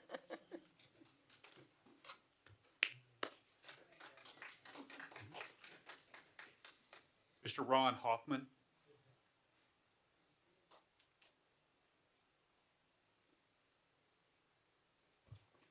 Ron Hoffman, 130 Milner Avenue. I wanted to point out that for the previous 2 data centers that were approved in this county, the development regional impact came back and says warrants regional review. And that is exactly the correct answer with the data center mania going on throughout this state. It warrants further review. As the previous speaker said, it warrants a moratorium on it. And it is up to you as this board to keep this county the county that we love. Thank you. Samuel Weeks. The time remaining? 9.5 minutes. I'll be fast. I'll read fast, so I'll leave some other people some time to speak, okay? My name is Samuel Weeks. I live at 100 Ramosa Road, Griffin, Georgia. The development on Wallace Jackson Road is being done by the developer Doug Adams. He has cleared and developed over 3,500 acres on the east side of Spalding, Butts, and Lamar over the last 3 years. He continues to buy new agricultural residential properties, clear them every bit of old forest growth, get them rezoned to commercial, and slap down new warehouse type construction on or sell them. When he does not plant one tree to try to beautify the destruction. I will talk about a few of these to give some examples. The development known as River Park off of exit 205. He bought 1,800 acres of land, cleared every bit of it, and still to this day there's not one tree replanted anywhere. Did you know this development's 1 mile from where this Wallace Jackson property is? Did you know that there's already 2 planned data center pads in this development right next to a substation? Second, the High Falls Industrial Park, which we just voted on tonight there, off of AKB is another development. He bought 3 residential properties, 400 acres of agricultural land, cleared it all, then put in a request to rezone it to commercial, which was approved. In doing so, he worked around Article 22, Section 2209 of the Spalding County Code concerning planned industrial development standards in AKB that requires 20% of all existing trees with a larger than 10-inch diameter to be retained. This was an old growth forest, and there are no trees left there beside a 100-foot offset from the road and a few along the creek. Definitely not the 20% requirement. His variance for that property was approved tonight by y'all. He also owns a property across the street from the one on Wallace Jackson that I'm speaking on tonight. He bought that in 2024 and has cleared every bit of growth on those 100 acres as well. The point is, this developer does not really care for what Spalding County looks like when he's done, as long as money is made. We, the residents, are the ones left staring at huge warehouses in our backyards. We are the ones that get to listen to the commercialization of rural agricultural property at an exponentially growing rate while watching the ability to sell our homes and properties at market value drop. Now onto the property up for vote tonight. The 180 acres were also bought by the same developer in 2024. I realize this is zone commercial, and for what reason I have no idea.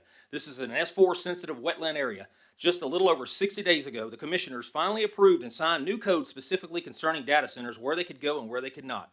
Now this is up for a potential data center. It seems a variance to build on wetland, where once again this board said they could not go 60 days ago, is all but certain. A DRI was not even submitted until the state told Spalding County it was required. I keep hearing and seeing from Spalding County and others that it could be worse, but the truth is the board could do better. Diesel generators will be on the site, and there will be fuel storage on site on top of an area that has 3 creeks running throughout the property. Let's talk about the buildings and sizes in this otherwise agricultural and now semi-rural area. There are 10 buildings totaling almost 5 million square feet proposed for this data center. To put that in perspective, the Atlanta Airport public terminal areas consist of 4 million square feet. So we need a bigger than Atlanta Airport size facility off of Jackson Road. 5 million square feet is also 112 acres under a roof. In summary, there's a few points to consider. 1, it is less than 1 mile from 2 already approved data center pads at exit 205, also owned by the same developer. 2, it is less than 1 mile from additional pending new development at exit 205 across AKB from the River Park development. That includes 11 million square feet of AI data center development, 500,000 square feet of hospital, and over 1.3 million square feet of medical administrative buildings. 3, it is less than 3 miles from the second data center approved by Commissioner Board last year, making this the third in Spalding County in less than 8 months. 4, it's sitting on protected S4 wetland district that just 60 days ago commissioners determined by ordinance should be protected, and now you are considering granting a variance on the very first request against the ordinance. 5, the developer in question has shown and continues to show he doesn't care that much for the looks, treatment, or outcome of properties based on numerous other examples. 6, there are no DRI results, as it was just submitted on January the 6th, only after the Three Rivers Commission informed Spalding County that it had to based on new rules. This is a DRI by the 6th. And 7, and finally, the very words written on the rezoning application to the county by the counter attorney for the developer who spoke tonight, and will speak again. I quote, "The property has no real use as a future residential subdivision or as an agricultural property due to its property to warehouse buildings and Interstate 75. Strange that he omits the developer he represents is the one creating all those warehouse buildings. Stop allowing this developer to transform Spalding County into worse than Henry County, and more like Fulton County at this point. Enough is enough. Vote no to the variance. Vote no to the rezoning." Mike Wallace.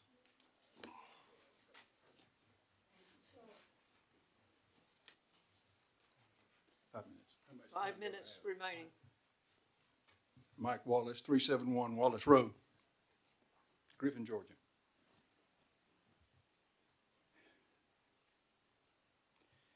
I did some research on Griffin, Georgia. I asked Google what the top 10 most violent cities in Georgia were. I got about 24 different answers. This one says, Griffin, Georgia's violent crime rate is so-and-so, which is 193% higher than the Georgia average. The city has been noted for its ongoing crime issues. This is representative of more than 24 that I found. It depends on which one you get. One is number 3, one is number 4, one is number 5. This one is number 8. They vary, but they're all in the top 10. And so what does this signify? All this wetland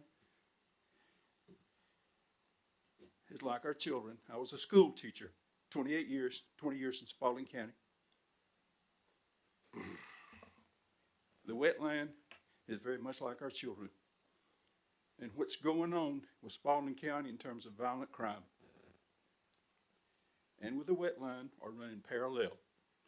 Y'all have an ability to stand up and say no to this particular one. You've already approved 2. Stop this one. I live across the road. That wetland goes through my property. It goes under I-75. It goes behind the Cubes, the big river park, into the wetland, the Taalaga wetland, which is, by the way, a Creek Indian word that means in muddy water swirls, Taalaga. In 1993, there was a insurance salesman here by the name of Brack Pound. They gave out Bibles in the schools. That was the last year that Bibles have been given out in schools in Spalding County. Now, you think that's not your issue? You think your children, your grandchildren, your great-grandchildren are not your issue? And their development, their moral development? I would ask you to stand up and say no to this. This wetland is precious. And once it's been done and put under the data center development, Mr. Adams and their crew will never get it back. I ask you, please. Thank you for listening. Thank you. Sam Summers? You are? You have 2 minutes, Mr. Summers.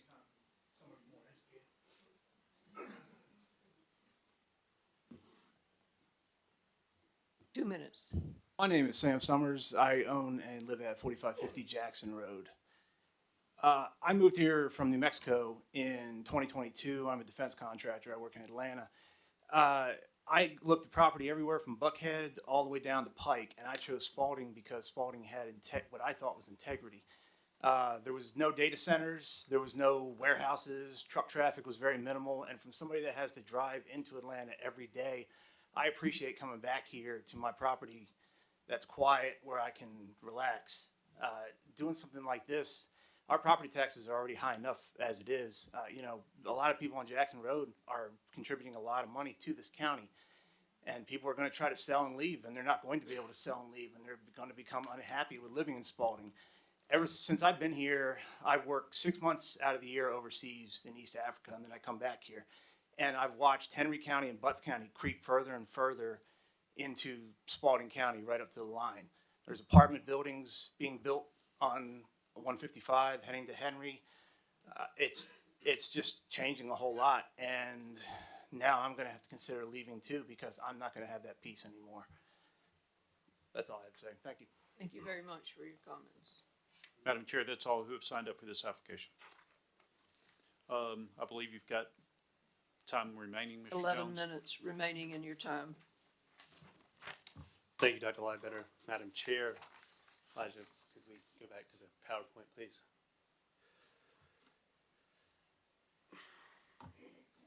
Madam Chair, board members, I heard the comments made during public comment in opposition. I think it bears reiterating that this property is already zoned C2. The variance before you is not, the variance for you asks for a data center to be located in S4 and S2. You could already, and those districts already imposed on this property, you could already do any other potential use in C2 today except a data center.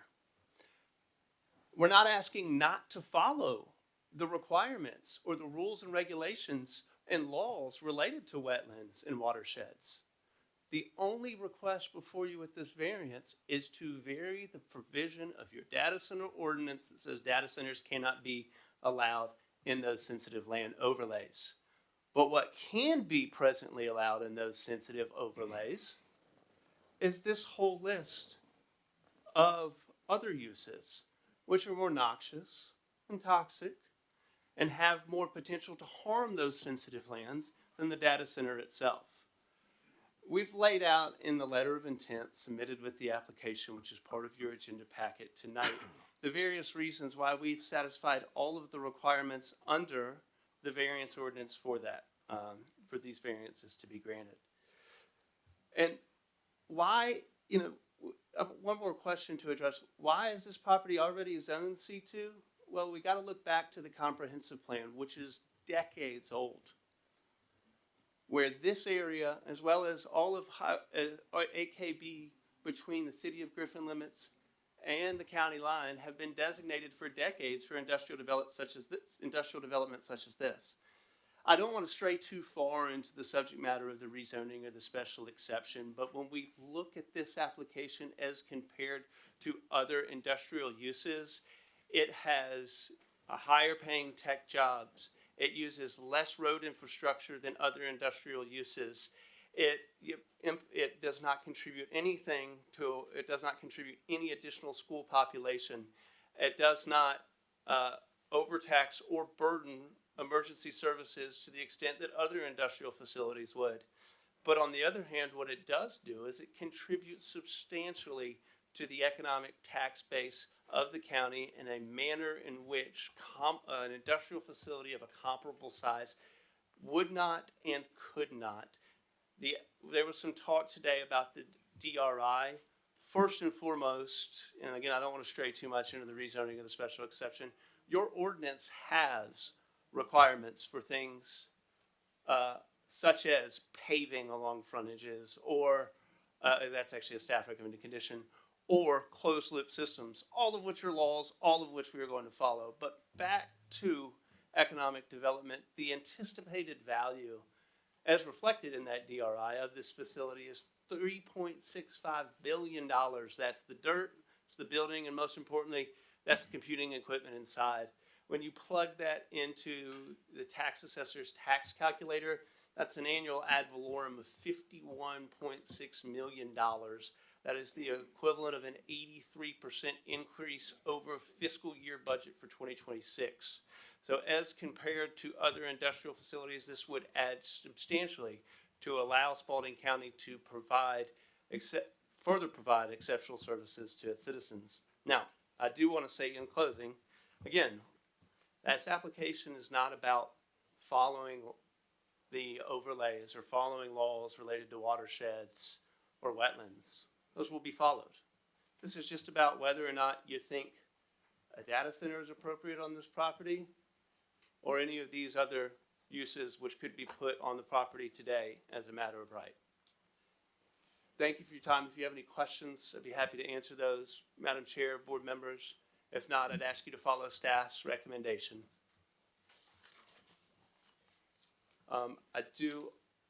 Will leave you with the requested modifications to the variance conditions of approval.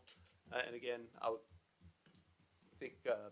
don't want to take words from Mr. Allen, but we have discussed these, and I think he would be okay with these revisions. Thank you very much.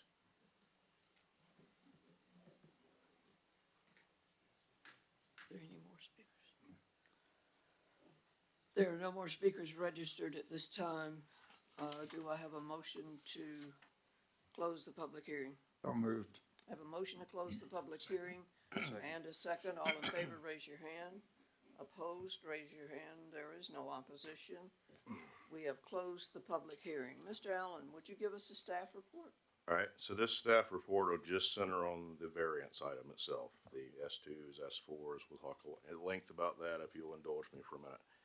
So as the author of the data center ordinance, both the original version and the revisions, yes, I can confirm the intent was to confine these, if they're approved, to the southeastern area of the county, which has the least amount of streams that pertain to these watershed protection districts than the rest of the county. So that was the intent there. As it stands now, the entire employment corridor and the AKB have almost none of these streams. As it stands now, this particular site, because it's up a little bit a ways from AKB and on north of that to Jackson Road, happens to be in the corner of the Butts County Toalaga Watershed Protection District as one of the S2 districts, okay? That cannot be ignored, hence we're here for the variance on this. These variances are intended to be case by case. This code language will not be changed to totally strike out the S2, S3, S4, because that was not the intent. However, you do have a situation here where it is in part of the corner of one of those, and you'll see that with that red star there on the map, it's right there. It is, because it is on the very edge of it, and because it is downstream of most of that orange area there, it will only affect the parts of it that are downstream from it, i.e. the warehouses there, I-75, things of that nature. Most of the S2 watershed, that orange area there, is upstream of this property. It It cannot flow toward that, obviously being upstream. Let's talk about S2 for a second. All the S2 watersheds basically have the same standards. Any perennial streams, and that's streams which are flowing all the time, blue line on the quadrant maps, I won't bore you with all the engineering. Distinguished from an intermittent stream, which is only wet when you have a heavy rain and it's dry most of the time. For perennial streams within these areas, the orange, we'll see later on this other map we'll talk about, we got some blues, some yellows, we got several watersheds here. Those perennial streams have to have a 100-foot undisturbed buffer on either side of the banks. On top of that, in addition to the 100-foot buffer, you have to have a 50-foot wide impervious setback, no paving, no buildings in those.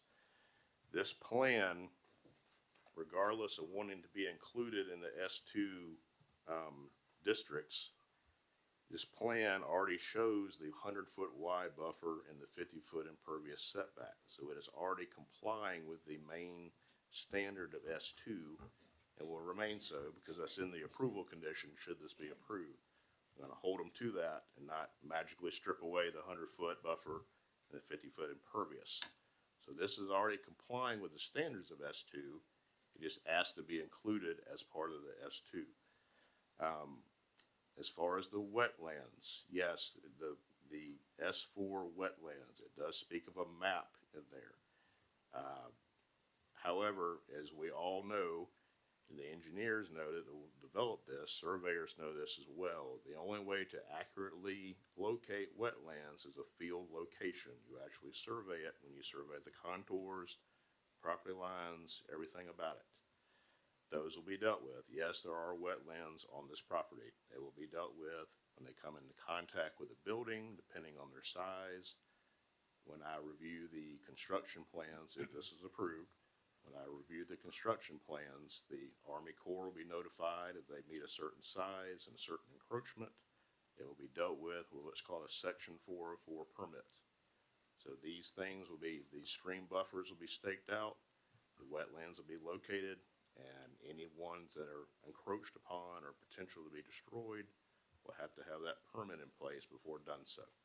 So these things will be rectified with this plan. So this is not being ignored, nor will the language of the code that says they're excluded go away. However, we have a certain set here, and this does not apply to the other two data center projects. They were not in the watershed protection.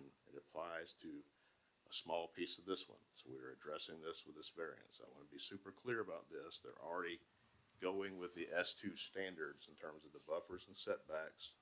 The wetlands will be addressed. So. Thank you, David. Appreciate your explanation.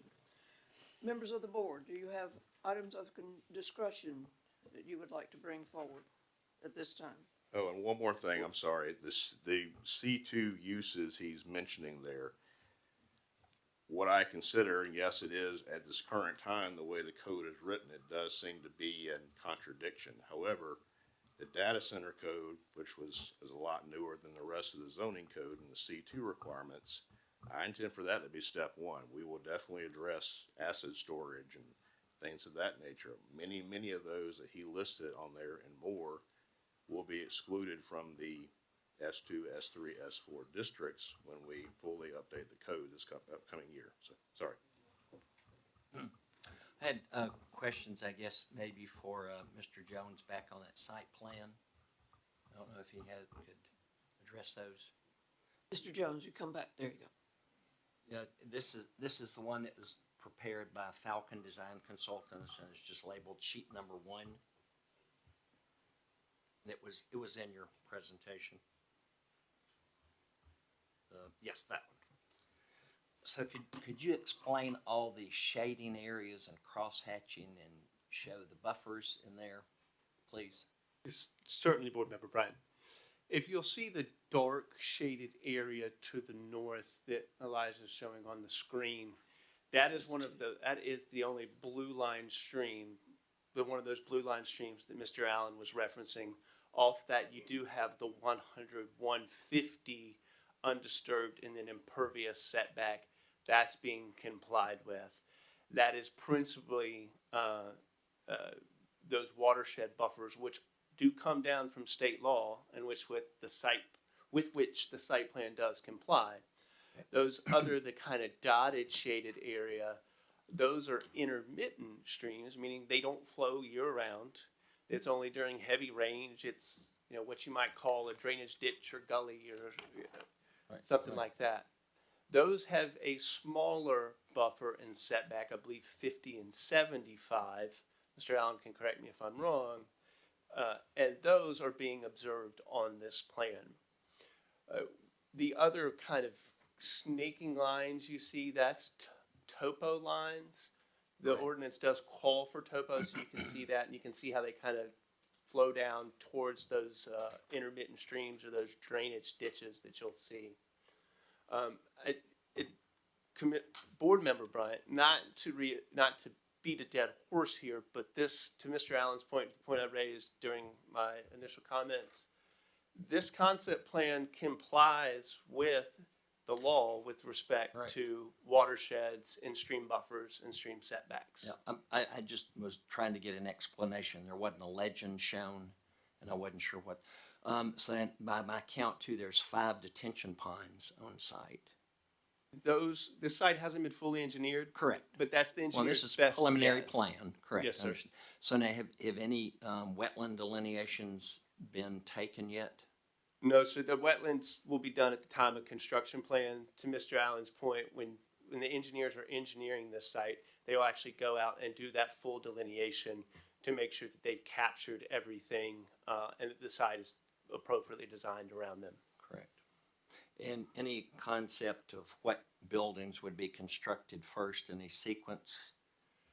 It would depend really on the ultimate end user. The reason you have a variety of buildings here is various end users have different requirements for building size. Right. And so whichever end user wants whichever building is first is going to depend in what sequence they're built. Of course, you would anticipate that those closest to the road would be built first, obviously, but we do have a variety of sizes, as you'll see. How's your time? Thank you. I just had a question about that plan. You still not doing it? Okay. All right. Okay, no, sorry. Any other comments? That's from got it. I'd like to commissioners? comment. I don't know why we seriously are even considering doing this kind of construction or destruction in a wetland area. If we are going to have, and I've been on this board since 1989, but we take an oath when we come in here, just like the county commissioners do, that they will uphold all of the things that are part of the laws, regulations, and good ideas for this particular county. And the county commissioners themselves say that they will not only do just their district, but of the other district. But if we've got wetlands, you know, this whole thing about the data centers is all about the tax revenue, and I understand that because we lost Spalding Regional several years back.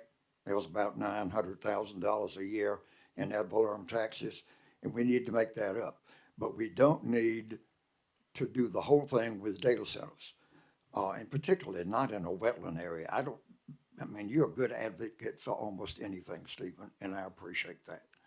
But I think the idea that we are going to seriously consider doing this in a flood area where we've got wetlands is nuts. Commissioner, if I may. Certainly.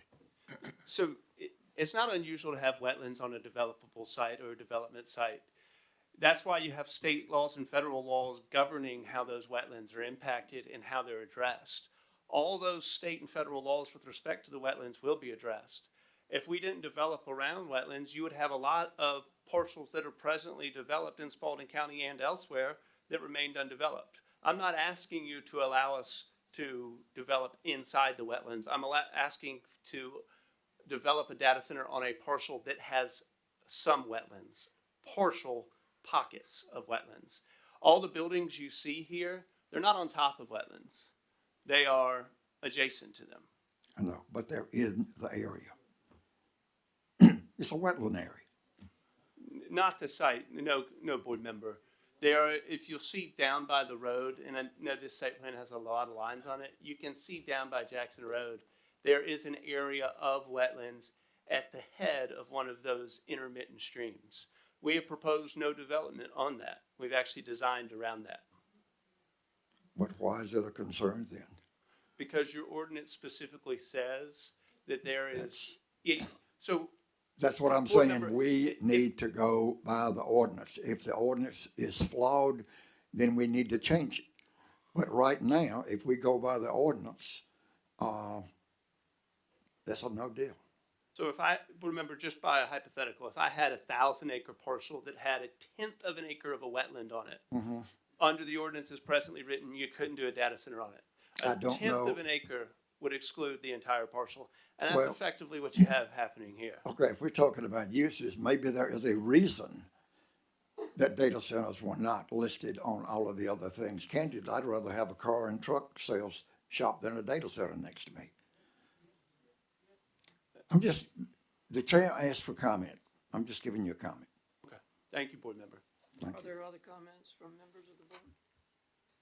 I have a comment. Will the detention facilities drain back into any of the protected waters, whether they're intermittent or whether they're perennial? So the way storm ponds are designed to work, and I know board member Upshaw knows this, so I won't belabor the point. They are designed to collect the stormwater, treat it, and discharge it in a manner that is equivalent to the natural state of flow today. You're not allowed to increase the velocity, and actually under water quality measures, you're supposed to treat that water too. So when it leaves the site, I forget the engineering term, but it's equivalent to the way it would come out in an undeveloped state. And that is the commitment and will be followed through when you get to the development plans themselves. Yes, remember, we will follow all state and local laws with respect to stormwater treatment. And secondarily, and a follow-up question to that, not to that, but another issue having to do with the main entrance off of Jackson Road that serves a smaller portion of the buildings as opposed to the other road that serves the larger portions of the buildings. Will that be sufficiently developed in such a way that it will not harm the residents who need to use it for transportation? Will you have decel lanes? Will you have the appropriate protections as far as turn lanes, et cetera? Yes, board member, you're at the top, well, two things. Number one, your staff has two recommended conditions on the rezoning and special exception, which will come next. One says that data center traffic shall not use Wallace Road north of the entrances, so they will not impact those parcels north. It also says that the data center development will pave Wallace Road to what the vernacular, the parlance of super pave, so that it would be improved to handle construction traffic.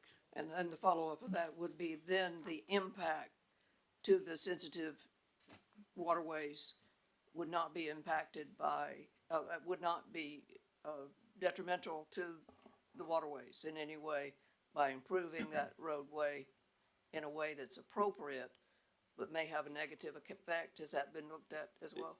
My understanding is those requirements for the paving just relate to its durability.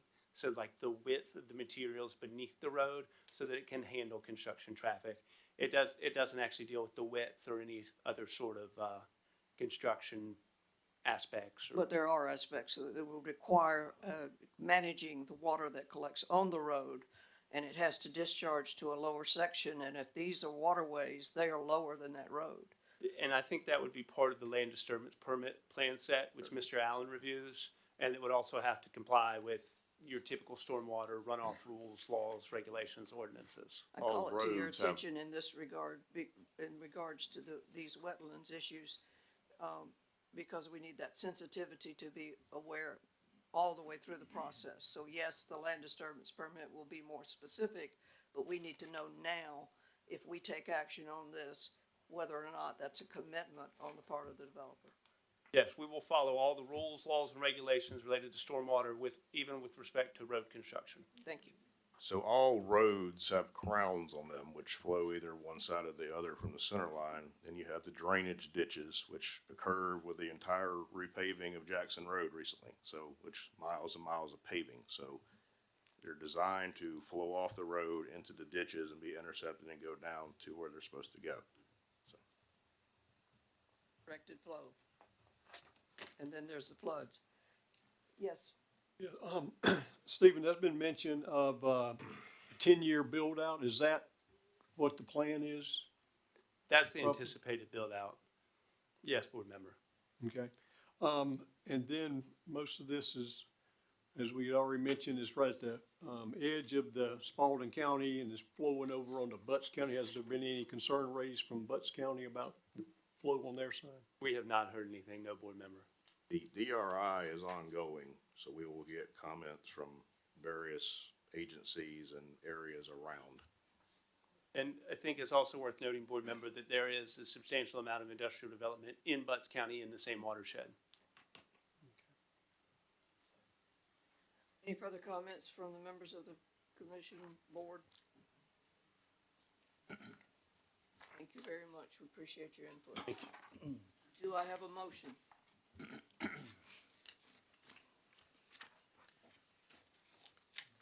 I'll move to deny. We have a motion to deny. Do I have a second?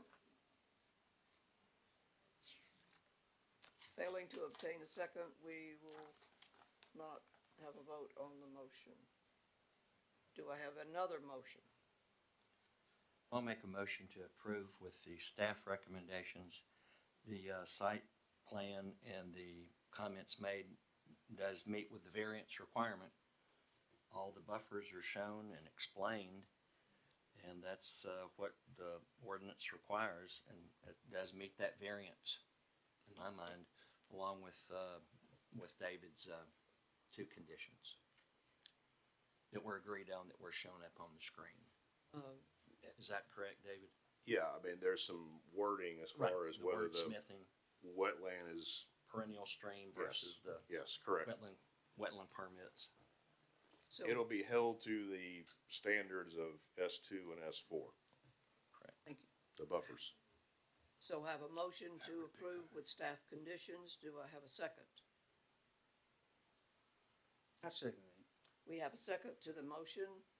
All in favor, raise your hand. All opposed? We have one opposition. The matter passes. Now, this variance will go with the rezoning and the special exception to the Board of Commissioners, standalone. Madam Chair, number 7 on the agenda this evening, application 2529 Zulu, Wallace Jackson LLC, owner 5745 and 5841 Jackson Road, parcel 2160104 and 2160104A, both located in land lots 25 and 40 of the Second Land District, consisting of approximately 139.63 and 50.03 acres respectively. The applicant is requesting to rezone from C2 manufacturing to C1C manufacturing light for a data center campus. Madam Chair, I would recommend that the zoning and special exception applications be consolidated for hearing, but you will have to vote separately because they are directly interrelated. We need a motion to. You need a motion to consolidate. If you choose to do it, you need a motion to consolidate them for hearing. I so moved to consolidate. I'll second that. We have a motion to, and a second to consolidate the final two issues on this property. All in favor, raise your hand.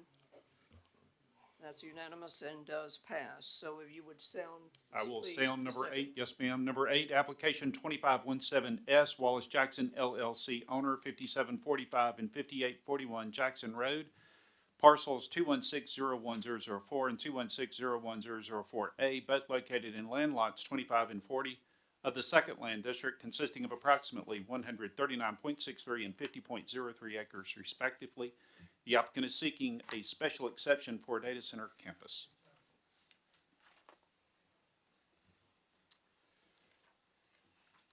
Mr. Allen, will you give us an introduction? Okay, this is the zoning component of this, following up on the variance. We'll have the special exception next. We break these out into certain things for votes. Of course, you're combining the public hearing.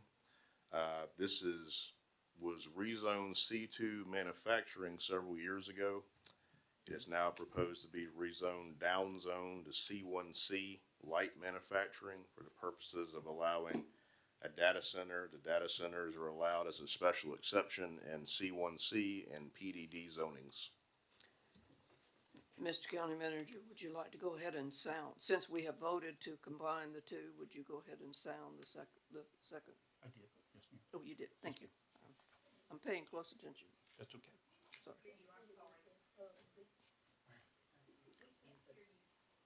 I'm sorry, the two issues have been, that remain on the agenda regarding this property have been combined and will be heard in a combination by this board. And I just asked the county manager to reassure me that that was actually what we did vote on. So that's what we're talking about. And we'll ask the audience to keep your comments, your conversations with each other low, please. Okay, do I have a motion to open the public hearing on these So two moved. items? I have a motion and a second. Mr. Bryant. Thank you. Or Mr. Harwood. No, either one. So, Vote, please. we have I'm sorry. Yeah, we have a motion, we have a vote to conduct the public hearing.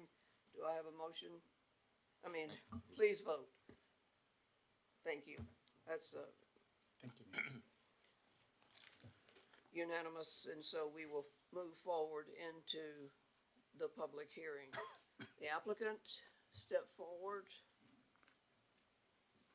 And again, we will do the same rules, 20 minutes for and 20 minutes in opposition. Elijah, would you mind putting the? Yes, sir, same one. Madam Chair, board members, for the record, my name is Stephen Jones, the law firm of McKagan Jones, here today on behalf of the applicant, Wallace Jackson LLC. My address is 1441 Dunwoody Village Parkway, Suite 100, Atlanta, Georgia 30338. Thank you for the opportunity to present this second application in this series of three applications. I'm going to start from the beginning. It's just a reminder. Could I ask the audience, are you having trouble hearing Mr.? Could you speak a little closer to the microphone, Stephen? Is that better? Just back to an overview. This is three applications. You just voted on the variance. Now we're discussing the rezoning from C2 to C1C. A lot of the comments from the variance application will be relevant here. For the interest of time, I'll incorporate those, but I do just want to say that this property is already zoned C2. We've been through the litany of uses which are presently permitted on the property as a matter of right. This is a rezoning down to C1C. As a reminder, the property to the east on Wallace Road is already zoned C1C and is under development. If zooming out again here to the overall area, this is an industrial corridor and an industrial area where the employment district or employment character area in your future land use map under your comprehensive plan calls for uses such as this, industrial employment, mid-rise office, things of that nature in the employment area. Again, zooming back in, you can see the underdevelopment parcel to the east, the Dollar General Distribution Center further to the east, River Park in Butts County across 75, and then to the southeast of this property, the Hillwood development, which is presently being constructed. Back to the site plan, again, I'll incorporate everything we talked about with the variance. You can see here again, with respect to the comprehensive plan, that employment character area, which runs north of AKB, well, all along AKB, but then north of AKB up to Jenkinsburg. We'll keep moving.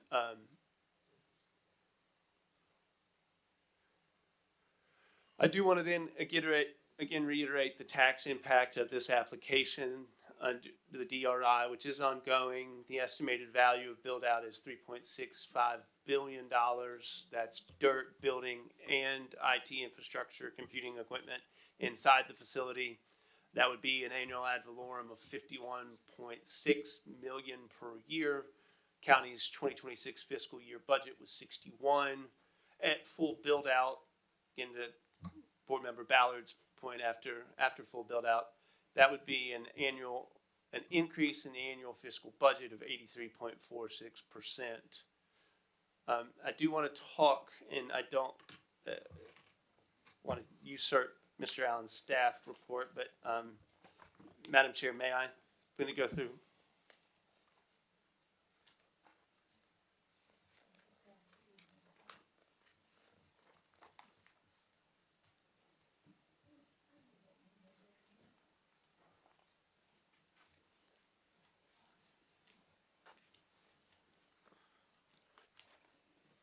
You have two sheets in the packet I just passed out.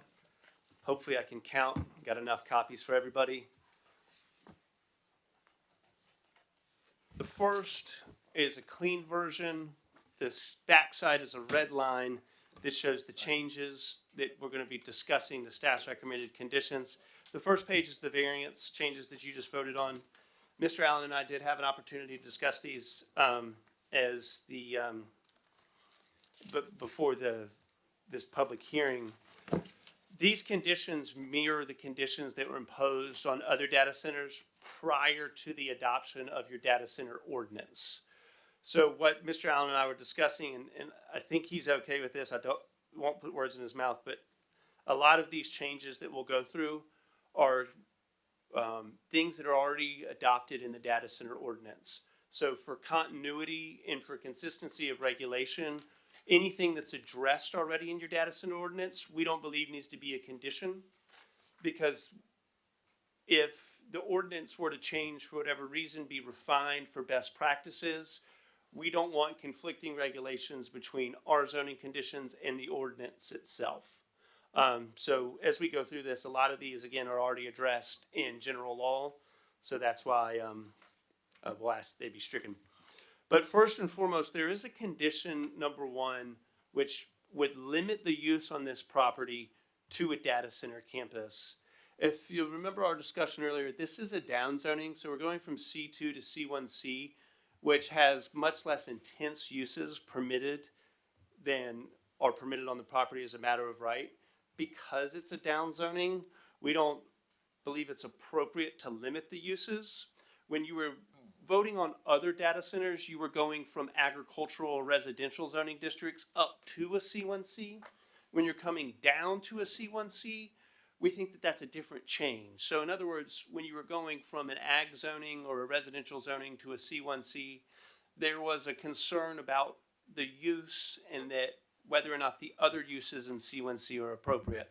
When you're coming from a C2 down to a C1C, well, the Board of Commissioners and the comp plan have already said that C2 uses are permitted there. So why would we pigeonhole the uses on this property in the off event, another C1C use wanted to be developed there? Consistent with that change, if you come down to the other changes on this page, all those relate to keeping the continuity of uses within C1C. You'll see that first struck through the condition that was number 6 on page 1. That's already addressed in the data center ordinance. The same is true with the stricken conditions for 9, 10, 11, 12, and 13. Again, those are all addressed in your data center ordinance. So we think that those should be the generally applicable law. We just don't want to risk for purposes of financing any construction, any off-takers, clarity with end users, and really just our own clarity to make sure that regulations and the conditions, or let me say it this way, ordinances, generally applicable ordinances under your data center ordinance and conditions imposed on the property always match up. And if you always do it by generally applicable ordinance, they will always match up. We come now to what used to be 14 and 15. These changes just wanted to make it clear that the development in the undisturbed areas on the other side of intermittent or perennial streams will be consistent with the data center concept plan or another approved C1C concept plan should Mr. Allen's office approve that. Here on former number 16, number 9, the berm imposed on the most recent data center was a 4-foot, I believe. And so we've moved the 6 to a 4 here. And 18, and that berm does go all the way around the road frontages.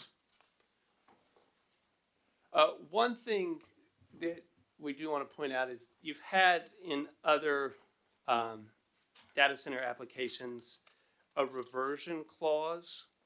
And in the reversion clause, it said that if an LDP was not pulled for a period of 6 years, that property, the Board of Commissioners could initiate a rezoning. Well, again, we think this property is a little different because you're down zoning. And those other properties, you are up zoning from a residential or an ag zoning up to C1C. Here you're coming down to C1C. So the reversion here would be back to a much more intense zoning district. So the reversion logic, although it's a carry forward from other zonings, doesn't make sense here because the reversion would be to a more intense zoning district. And then finally, on condition 20, this is that very long multi-page thorough decommissioning ordinance.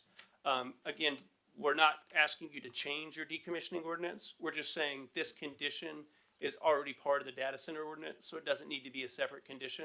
Because if this board recommends and the Board of Commissioners modifies the decommissioning plans, we don't want to have to then modify our zoning conditions so that they match the ordinance. I know that was a lot, but I can sum it up into 2 things. 1, strike any condition which is already part of a general ordinance. And number 2, revise or strike conditions that don't account for the fact that we're down zoning here, whereas with others we were up zoning. With that, I'll go back to the site plan. I know we've discussed that extensively in the variance application, but Madam Chair, board members, if you have any further questions about this application, I'd be happy to address them at this time. Otherwise, Madam Chair, I will reserve the remainder of my time to address anything that may come up further in public comment. Thank you. Thank you. Members of the board, if you will allow me, I have one comment and then we'll ask if you have any input. We need to, what? It's public hearing. Oh, we're still at public hearing. We're still in public I'm so sorry. Please, when we get to the point of comments, I would like to take that priority. Sure. Mr. Burns?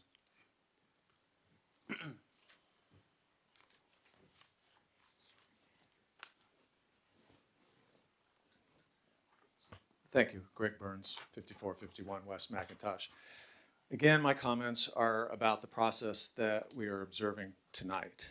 Would you mind putting the site plan back up, please?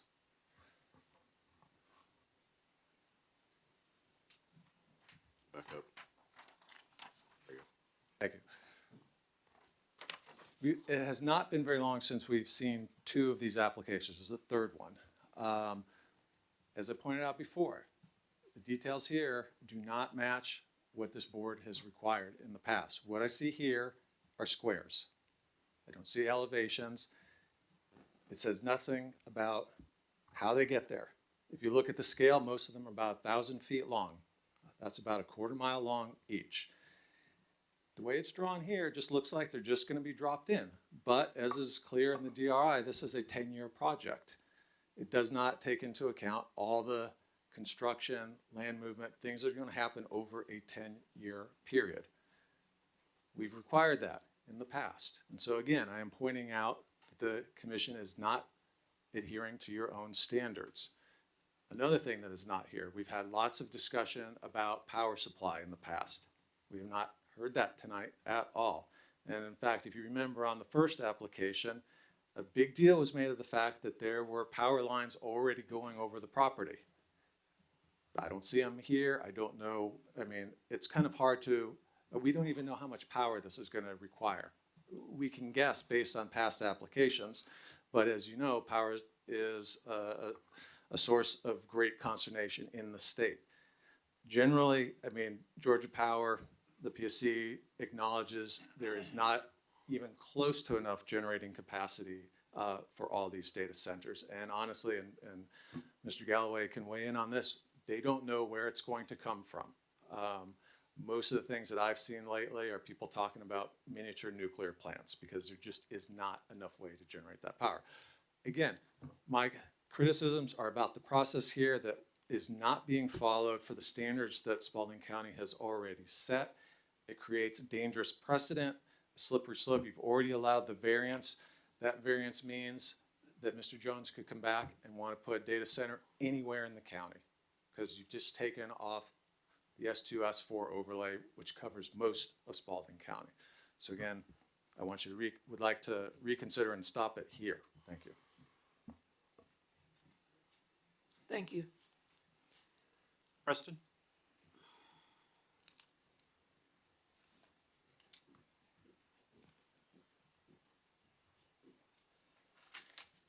Good evening, board. My name is Preston Dowdy. Reside at 240 Jenkinsburg Road. A little more prepared this time. As the previous gentleman just mentioned about power, I have a little bit of inside information, not going to divulge how. Georgia Power is purchasing 750 megawatts of power from Mississippi Power's Plant Daniel. My question is, I saw on a slide from Mr. Jones that it said that Georgia Power was supposed to freeze rates until 2028. Does that encompass their sale of power to the subsidiaries and to the EMCs and the MEAG? Since they can't get their own customers, who's to say they're not going to raise the rates when they sell it on down the line, and then the rest of us get foot with the bill? Because Georgia Power is building that substation right next to my house, but we're on EMC. So, follow the money. They're already in a deficit thanks to Plant Vogtle, because the Nuclear Regulatory Commission decided to consistently change their requirements on the daily, which turned the project into the double time frame, and that set the state back a lot. Well, especially their company itself and their shareholders, and they passed that on to their customers, where unfortunately they're already locked in at a higher rate just to go and pay for what the NRC did. My question is, what does the data center provide to the county in regards to employment outside of low minimum wages, in regards to jobs, contracted, non-permanent jobs for site maintenance and janitorial services? Because most of what's going to occur is going to be off-site contract to run maintenance. Now, you will have a few select folks that's going to be on site to make sure the hardware is, running up to par. But for most of it, you're going to have people that are either going to be possibly in Illinois, possibly in Canada, New York, California, or, excuse my language, hell, even India. And they can do this remotely. They can make sure systems are supposed to be running decent. So other than property tax, which again, I'm not too familiar with it, maybe y'all can enlighten us if y'all decide to address this after comment. Are there any tax exemptions that have been proposed to the data centers? Are they expected to not pay taxes during the construction up until full build out, or X amount of years after build out? So is the county going to be in a deficit on the tax revenue and then still go and get hit with lower property values surrounding, because nobody wants to live around there? Lower property values, people want to sell, you're not going to go and get as much money.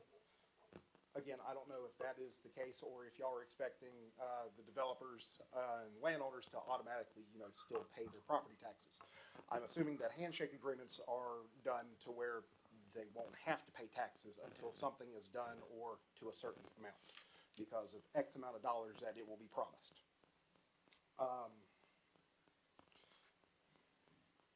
And one of the questions that I have, and maybe Mr. Jones can address this, he talked about end users. So to me, that almost sounds like this is being built like one of the many warehouses in Henry County or anywhere, where there is no planned or I guess proposed inhabitant.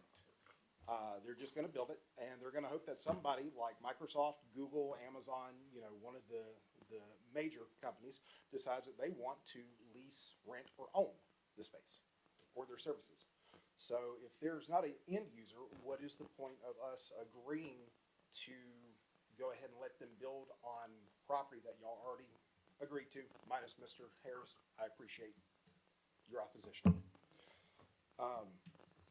It doesn't make sense. It doesn't make sense to me that you folks sit up here, and I don't know you individually, I don't know you personally, so please take that as you will. How you can sit up here and see this as a great opportunity for the county, when I guarantee you that if this was proposed not even a quarter mile from your homes, from your parents, your sisters, your nieces, nephews, y'all would strike it down. But it doesn't affect you. It's out of the way. It's out towards Butts County, and we don't like Jackson, so it's okay. I don't understand why this is being allowed when they're real, other than just tax revenue. And by all means, we're already being taxed enough as is. I'm not going to get into that, but I don't foresee that alleviating us from our tax burden as residents for our property any more than it is going to go and allow the county to have an excess. Because you can't go and have it good both ways. There's going to be a short end of the stick somewhere, and I'm afraid when we find out, there's going to be a mass exodus, whether it be from this or later on projects that get approved. Thank you. Thank you very much for your comments.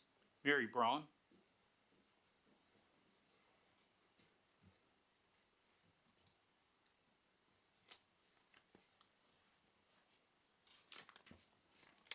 Mary Brown, 628 and 720 Jenkinsburg Road. My property actually backs up to the property that's in question.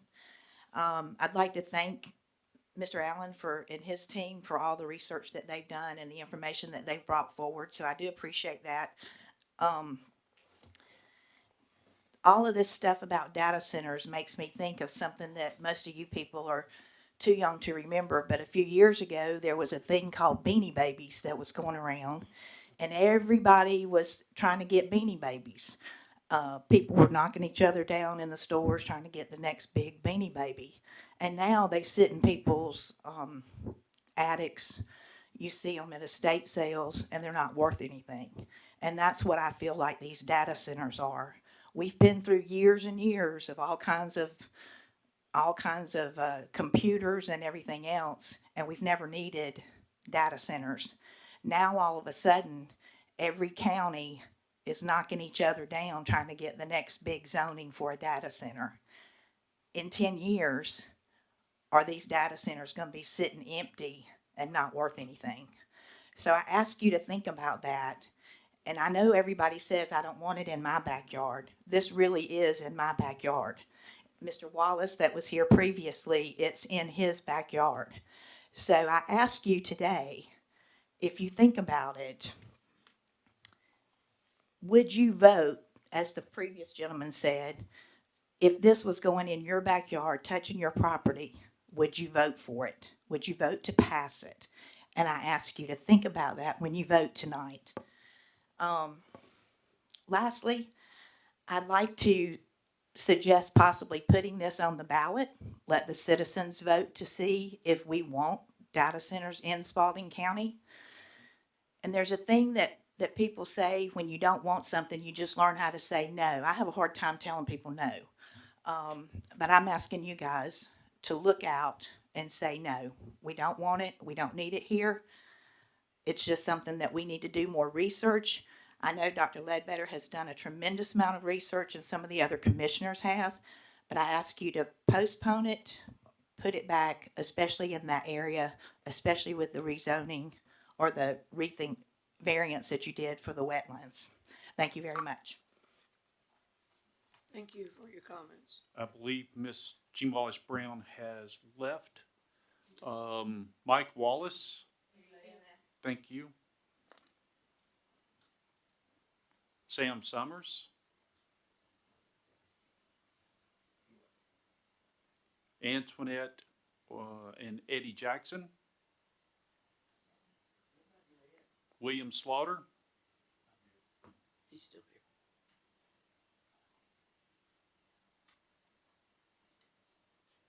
Good evening, William Slaughter, 165 Slaughter Road. I had a couple of, oh, you got them up already, thank you. I'm here tonight to speak against the data center. Excuse me, Mr. Slaughter, could you make Sorry. sure you're speaking into the microphone? Yes, I will. Thank Sorry you. about that. Here to speak against the data center. I just have a couple of slides, I'll get to those. But first of all, I wanted to say that I'm not totally opposed to data centers. But as long if there's total transparency and clarity about them, then it's okay. However, I am opposed to having too many. One, maybe two would be enough for Spalding County. We don't even know at this point how many data centers Spalding County intends to have. Currently, we have it's not showing up on the screen. But anyway, currently we have 3 sites that are have been rezoned for data centers. This would be the 4th one. And they actually do fall within, what is it called? The work zone, area. I think that's not Employment term quarter. Yeah, the employment quarter. They are actually in that quarter. The quarter, that's a large area.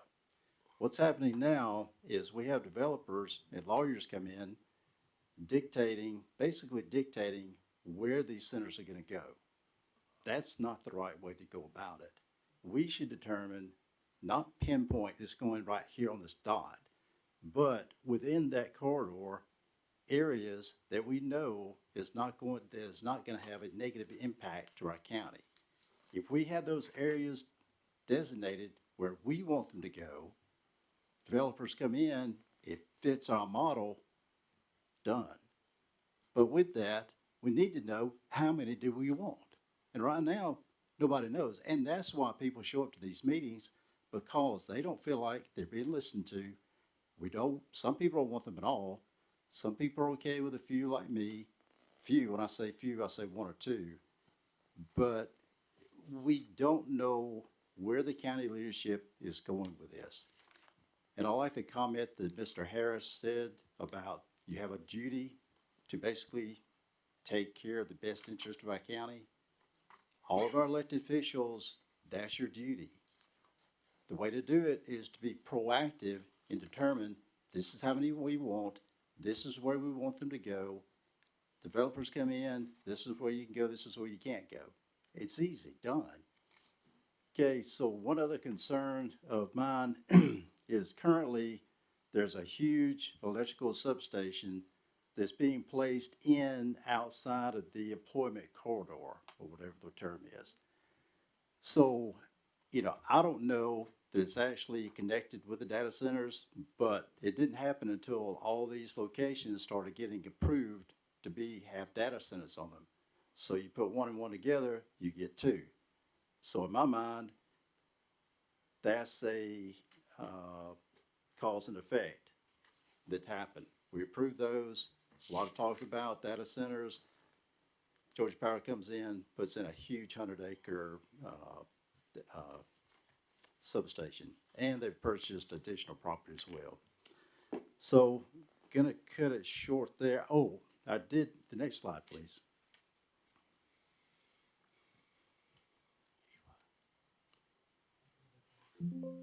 Yep. You can't really read it, but I wanted to bring it to your attention. I was doing the research. there's a discrepancy about the two of the pieces of property. One is stating, the first one was 0 High Falls Road, the second was 115 Alicia Drive. According to G Public, or Q Public, 115 Alicia Drive is like under 9 acres.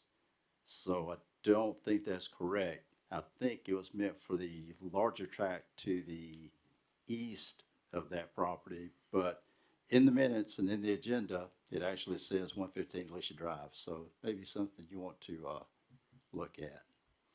So that's all I have. Please vote no on this. Let's figure out how many we want. Let's figure out where we want them to go and go from there. Thank you. Thank you for your comments. Harvey Clark.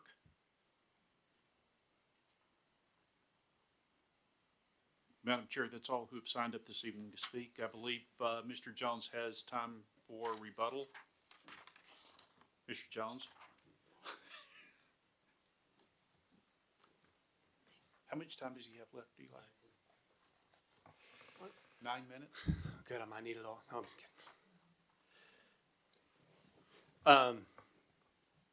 Madam Chair, board members, we could put the slides back up. Lost the clicker. We did hear a lot of discussion about the use. And I don't want to belabor the point, but this site is already zoned C2 heavy manufacturing. There are a plethora of uses which would be loud and noxious that could go on this site as of today. We are asking to downzone the site for the development of a data center which will host nothing but computers inside once constructed, except for very rare replacement of facilities inside.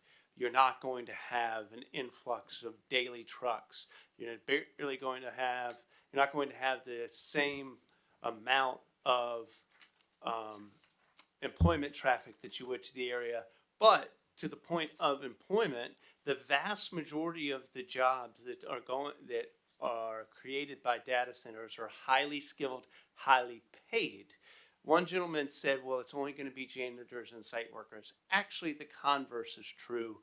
The vast majority are highly skilled tech professionals that work there. The minority of the jobs created by these facilities are site maintenance and janitorial work.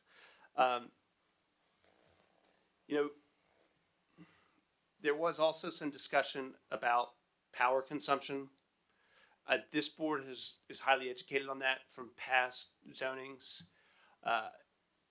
That really is not a matter of zoning. That is a matter for our EMCs and for the Georgia Public Service Commission. But those entities have taken substantial steps to ensure that data centers and large load customers bear the cost and expense of the service that they require.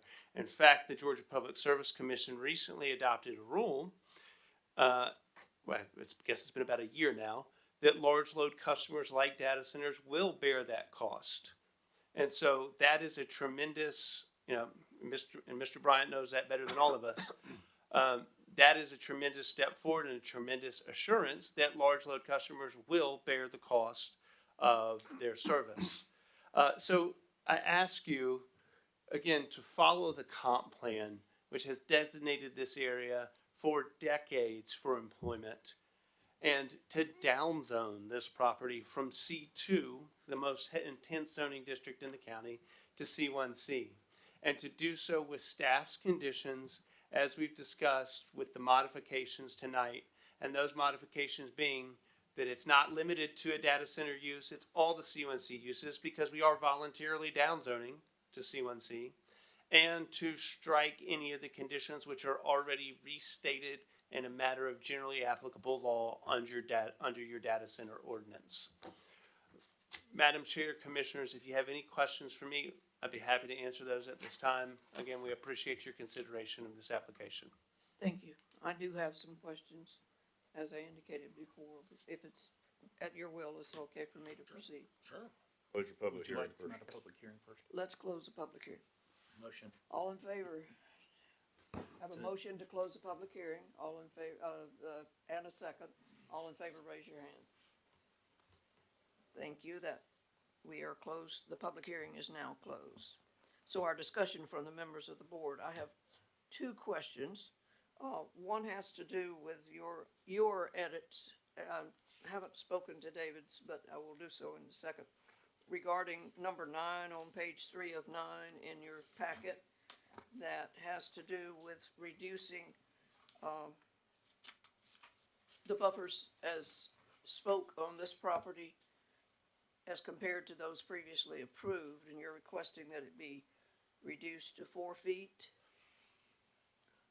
That's correct. So understanding that the last data center was approved with berms of 4 feet, we're just asking for consistency there. Can I ask you how many buildings were on that property? I believe that was 7. And proportionally coverage or density of the coverage on the property? In terms of density to the buildings, just to the property size, I couldn't tell you, but it was still as adequately covered. I mean, I don't have exact numbers, Madam Chair, as to density per square foot per acreage. I can tell you that that parcel was, the number of buildings was maximized for the site so that you could have the efficiencies that come with building the infrastructure necessary. Okay. So, thank you very much. David, a question. You have no rules, regulations, standards, or procedures that would allow you to write in a condition that says they can't have 10 buildings, or they can't have this massive amount of square footage at your hand. Is that true? I don't have anything in the code to use that as a guideline, but the Board of Commissioners can introduce whatever conditions they want. Okay. They should. Subject to constitutional scrutiny. Yes. But yes, you would have flexibility, or the Board of Commissioners would have flexibility to impose a condition related to buildings.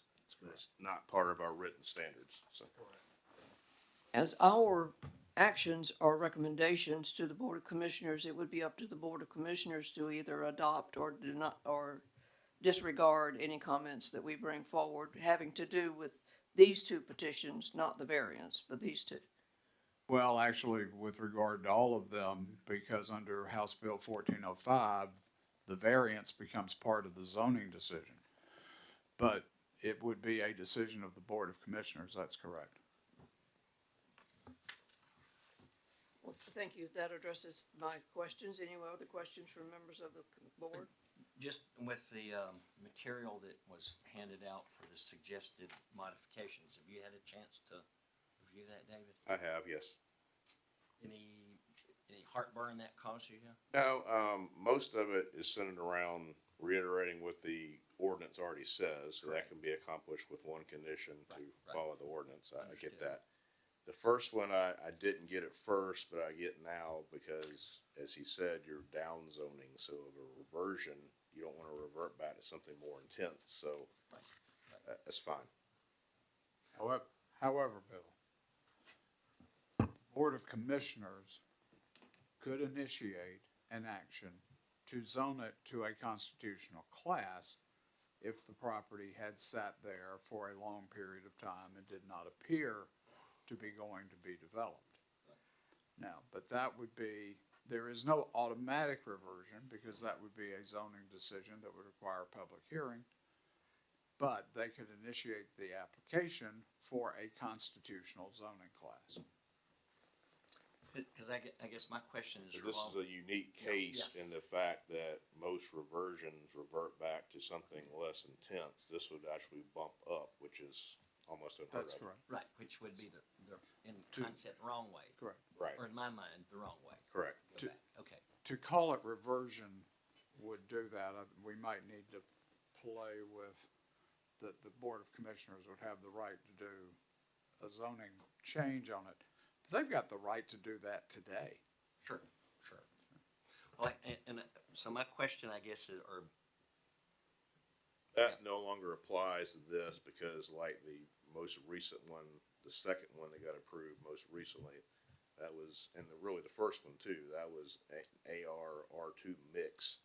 Right, So right. yes, you could see that if the data Yeah, center is yeah. not gonna come to pass after 6 years or whatever, that yes, it would go back. And in this case, it's a totally more unique situation, which would not really apply with reversion, so I agree with that. And my question doesn't have to revolve around the reversion.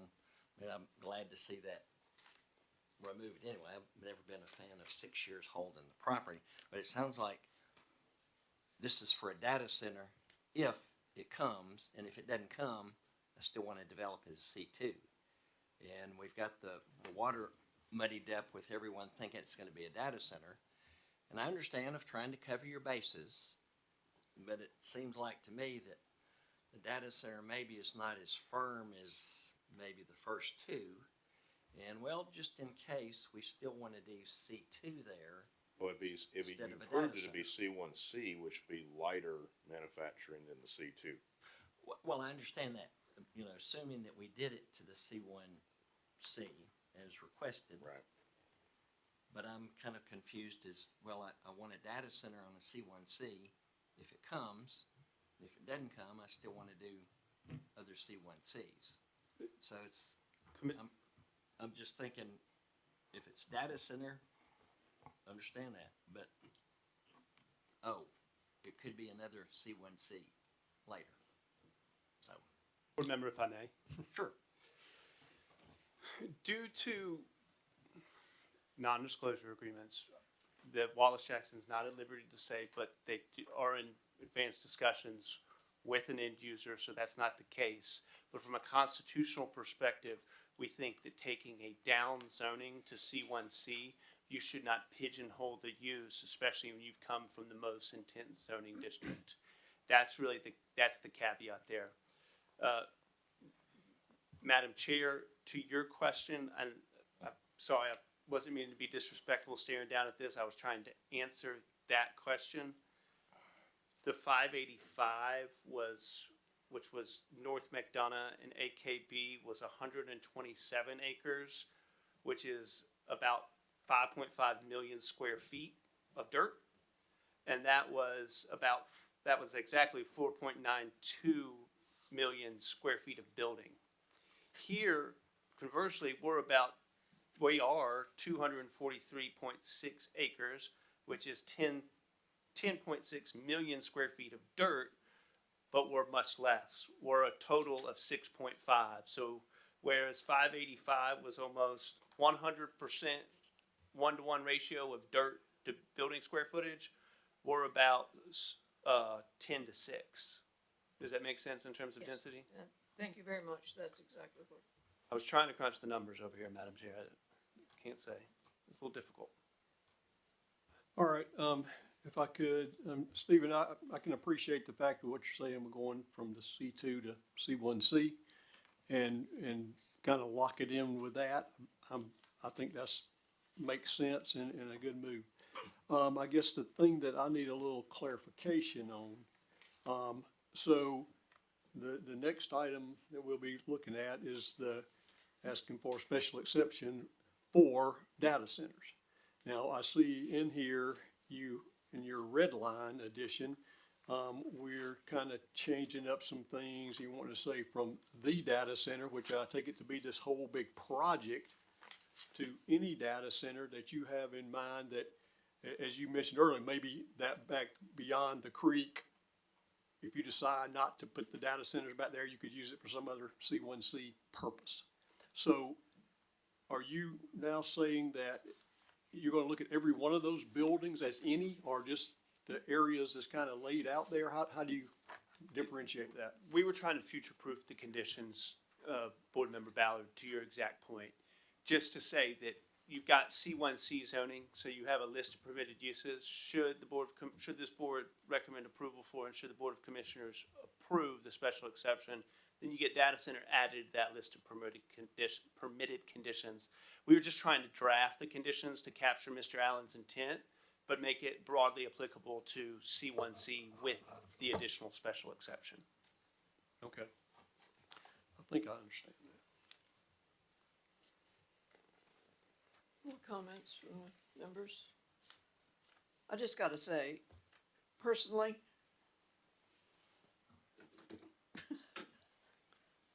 it just seems like you've got your size 9 shoe that you're trying to fit in a size 3 lot. And it just seems overwhelming to a community that I don't see personally, again, I don't see the value. So it upsets me that it seems to be appropriate. Understood, Madam Chair. I would go back to the fact that on a density perspective, this is less than the last data center that was approved. I hear you. Fair enough. Okay, members of the board, do you have a motion?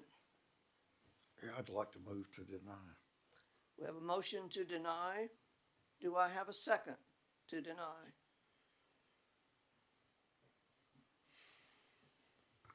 To be clear, this is on the rezoning application. This is the rezoning application. That's what I'm talking about, yeah.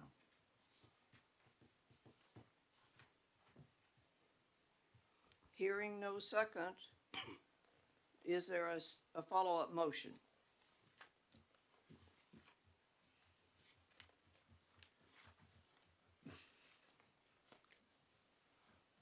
I'll make a motion where we can, but I'd like, some discussion as far as some of these adjustments.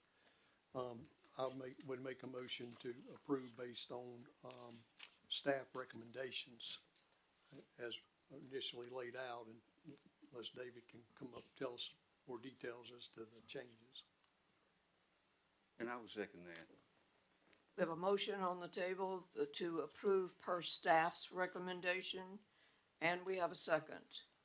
I think, as general comment, if we do not approve this according to your conditions, then we're gonna get in a mess. We'll be here next week trying to fish through all this. I mean, whatever our ordinance is concerning data centers, it's gonna apply, so I don't, Right, I don't see why we should, I mean, you're gonna use the same rules, so why are it's we just some having to do- redundancy there is all. So I agree totally with that on staff and not,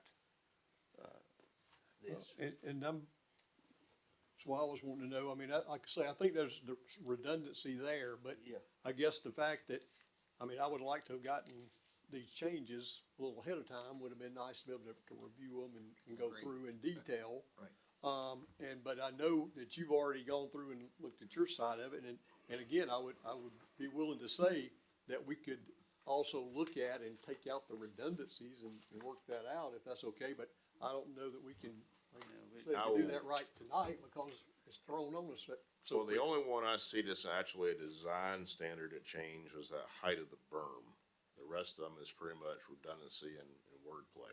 But, the BOC is gonna do whatever height berm they want. I think as a matter of fact, on the other one, unless I'm dead wrong, they changed it from 4 and the staff report to 6.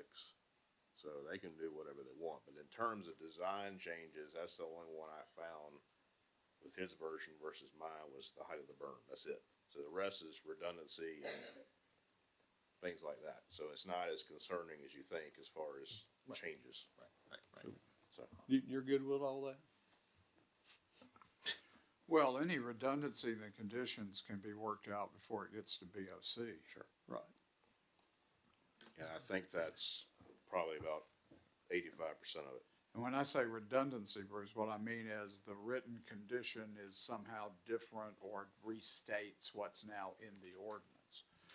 But also, that's David's draft.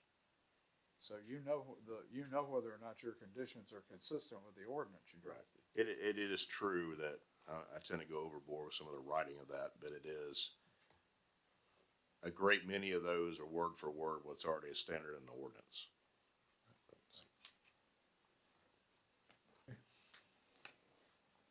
We have a motion on the table with a second to approve with staff's conditions. Do I have a vote? Please raise your hand. To approve, All right. to deny. So we have, this petition has been approved. And that was on You have number seven. eight. That was Four, on I'm sorry. 7. Yes, Yes, item seven. that was the approval for Zone. item number seven, Seven. so now number 8. Right, correct. So, let's have a public hearing. Well, we can, No, you just did. That You is public consolidated. hearing, that we did do both of those. It's a late hour. So we'll go into, and we have an introduction. so speaking of redundancy, it is for approval for the special exception as it was the rezoning and the variance. The approval conditions will be exactly the same for the special exception as the rezoning, just to keep them the same. We have taken into account with the approval conditions, the same standards that we had, physical standards that we had done before with the other two, i.e. the perimeter berms, things of that nature. We've incorporated them into this as well. We found a good template or guideline with those first two where we found what works in terms of berms and things going on in the middle. So we incorporated those and retrofitted those comments from the other two into this one for Wallace Road as well. So you have super paving standards, berm standards, that all the acoustic noise study, the various other things that we've already worked out will be reflected in this one as well, so. Having had already completed the public hearing portion of this sounding, do we have a discussion among the members of the commission, a board? What, yes, ma'am, a question, there's a handout on our table here, or space, about this DRI from Yes, what, the Public Works, what does that look like? the DRI has been submitted, last week, I believe. It's ongoing. I just gave you that as an FYI for the first round of comments that have come in. Once the DRI is complete, and we are anticipating, hoping, knocking on wood, that will be done by the time the Board of Commissioners meets on this on January 22nd.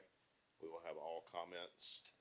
Physical standards in those will be reflected in the final approval conditions as well. I just gave that to you as a point of reference. So I mean, this would be incorporated then in the DRI for our, Yes, sir. Public Works Probably standards. already is in terms of the paving and stuff you Yeah. mentioned in there, so Right, yes, yes, it will. okay, just trying to understand. Right. Yeah, it looks good first glance. Going to proving to you that the DRI is working and Right, is I happening. just wasn't sure what it was Right. referencing, that's all. That was my question. The county can proceed with any action while awaiting upon the DRI, except the Board of Commissioners' actual vote. Okay. And one issue with this DRI was the DRI requirement was not made clear until a month after the application was received. Correct, because they were revising their standards. Right. Yep, okay. Right. That was, I was just wondering what this was in reference to.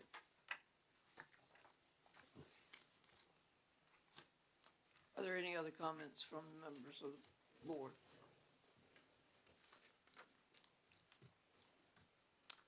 Hearing none, do I have a motion? I make a motion to approve, special exception 25-17, as written with all staff recommendations. We have a motion to approve with all of the staff recommendations. Do I have a second? I'll second. You have a second, Mr. Bryant? All in favor, raise your hand. All opposed? We have one in opposition. The issue does pass. Just so everyone will know, these are recommendations that go to the Board of Commissioners on the Thursday, January 22nd, this same room, 6 o'clock. Madam Chair, item number 9, adoption of official zoning map update of Spalding County per Appendix 4 zoning, Article 23, Section 2302. Mr. Allen? Very believe it or not, we do have a public hearing for this, but very simply, this reflects all 2025 rezonings. It is required of us and advisable of us to update the map from time to time. It was updated back in the spring. However, I'm, for January 2026, making it current with everything that happened in 2025. Thank you.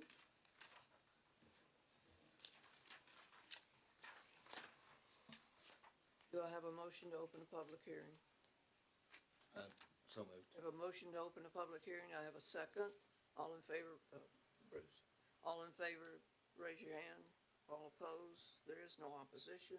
We will move to this item to have a public hearing. Madam Chair, no one has signed up to speak. Do I have a motion to close the So public moved. hearing? We Second. close the public hearing with a motion and a second. And that was Bruce and Bill.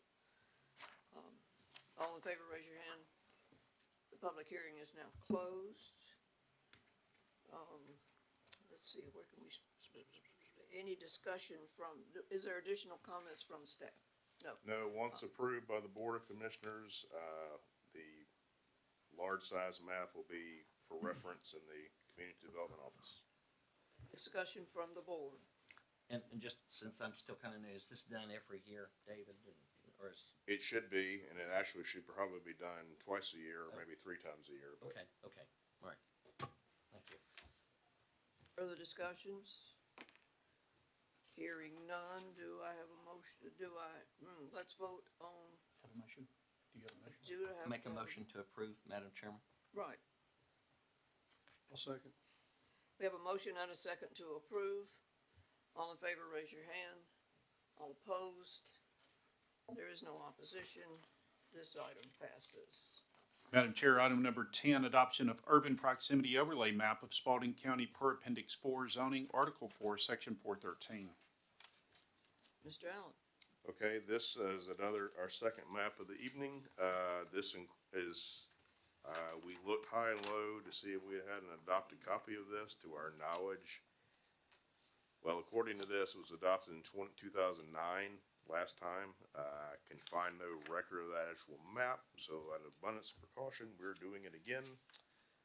Nothing changed on the map, and these yellow areas coincide exactly with what's on the future land use map in terms of the urban proximity areas. So we're doing some clerical work here and getting this map adopted again. Can I ask a quick question?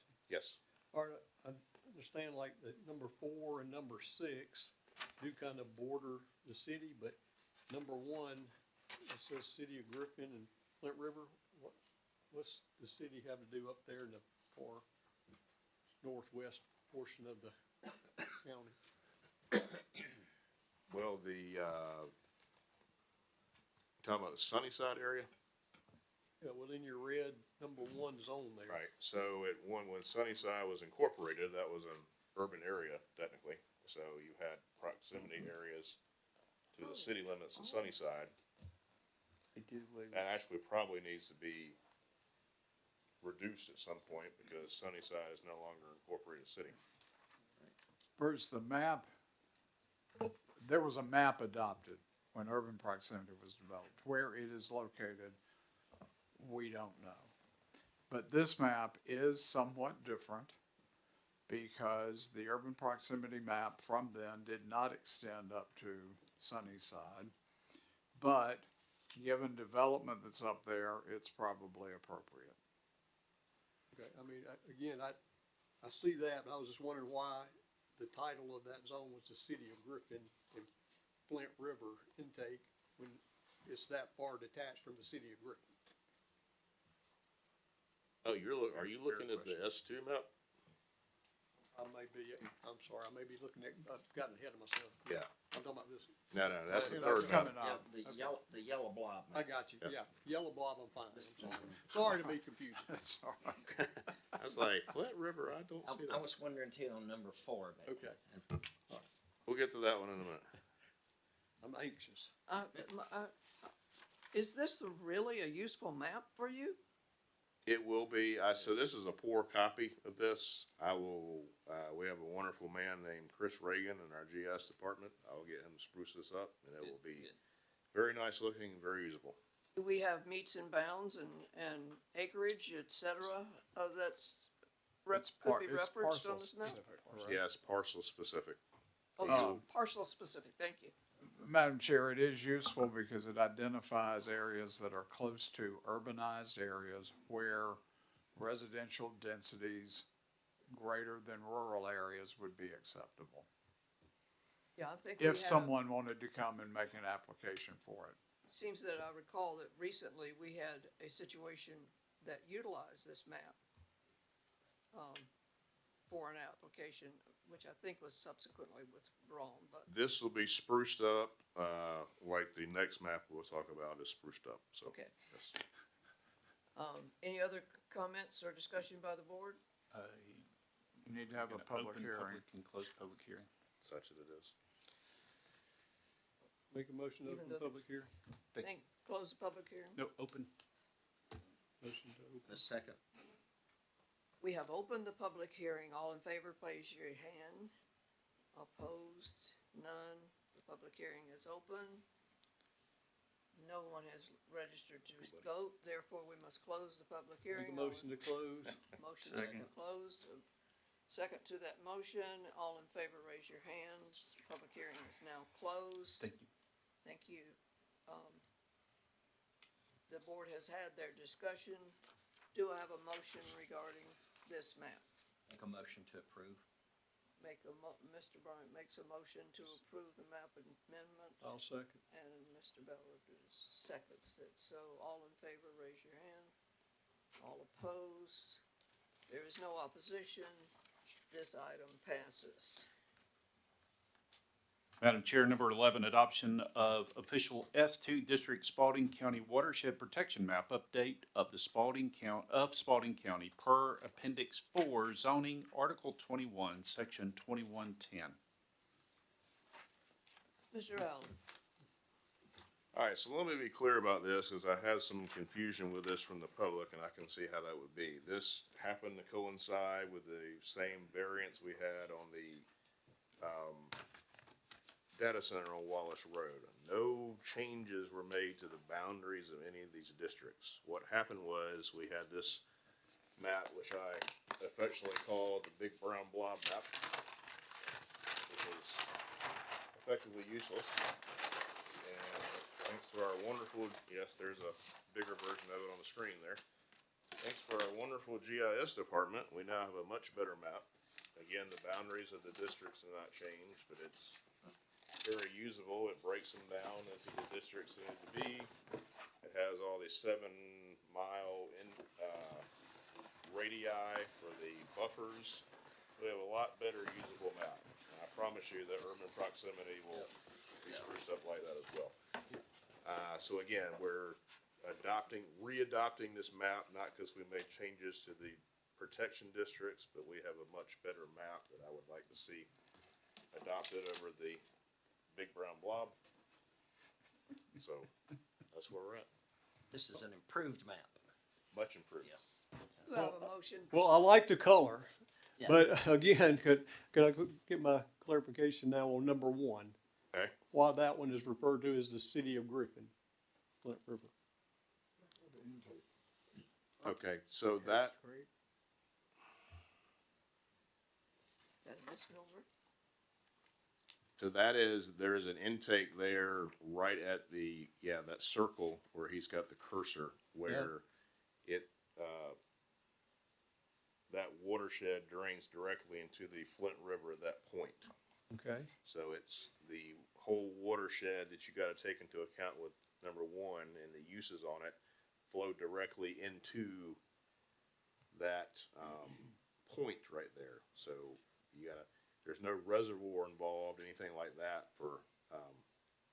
but the water supply of people in number 1 is in that area. That is correct. That is where the city of Griffin actually obtains their water intake out of the Flint River for the city of Griffin. Right. And then you have a Heads Creek one on further down, and so on and so forth. So it's basically tying back into the city water department. That is correct. Okay, Yes. all right, thank you, sir. And a question here, since we're talking about that area with the circle two. So we've got the dark blue and then that kind of blue cross hatching. Is So that the- related to 6 then? Area 6? No, so if you'll see in number 2, you have a 9.3 mile measurement. Correct. In the code, you have a 7-mile area where you have all those big buffers like we talked about on the data center. Right. So The light blue is still within the watershed, but not subject to those same but increased buffers.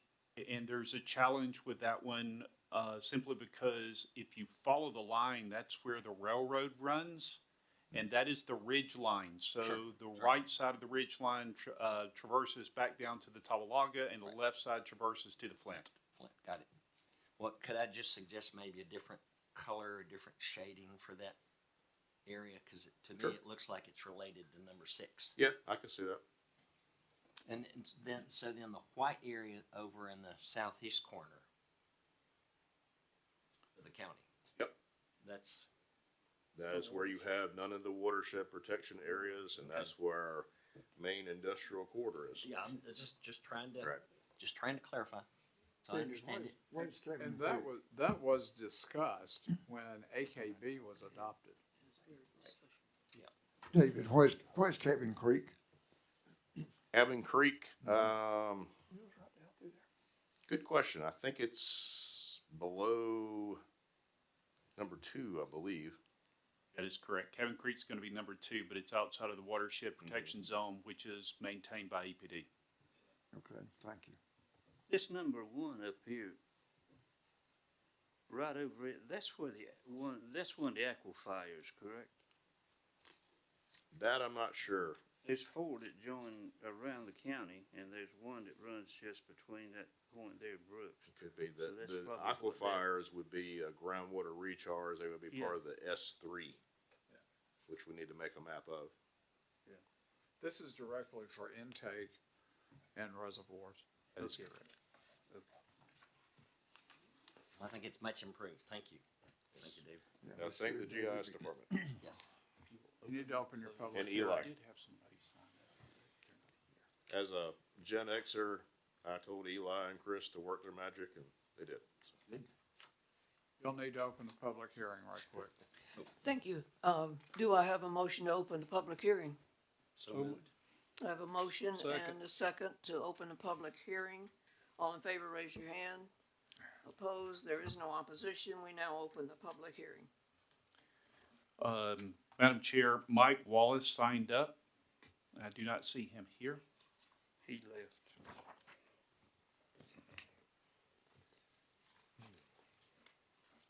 That's all who have signed up That's the this only evening. thing. Yes, Do ma'am. I have a motion to Motion close? to the public- Motion to close the public hearing. Second.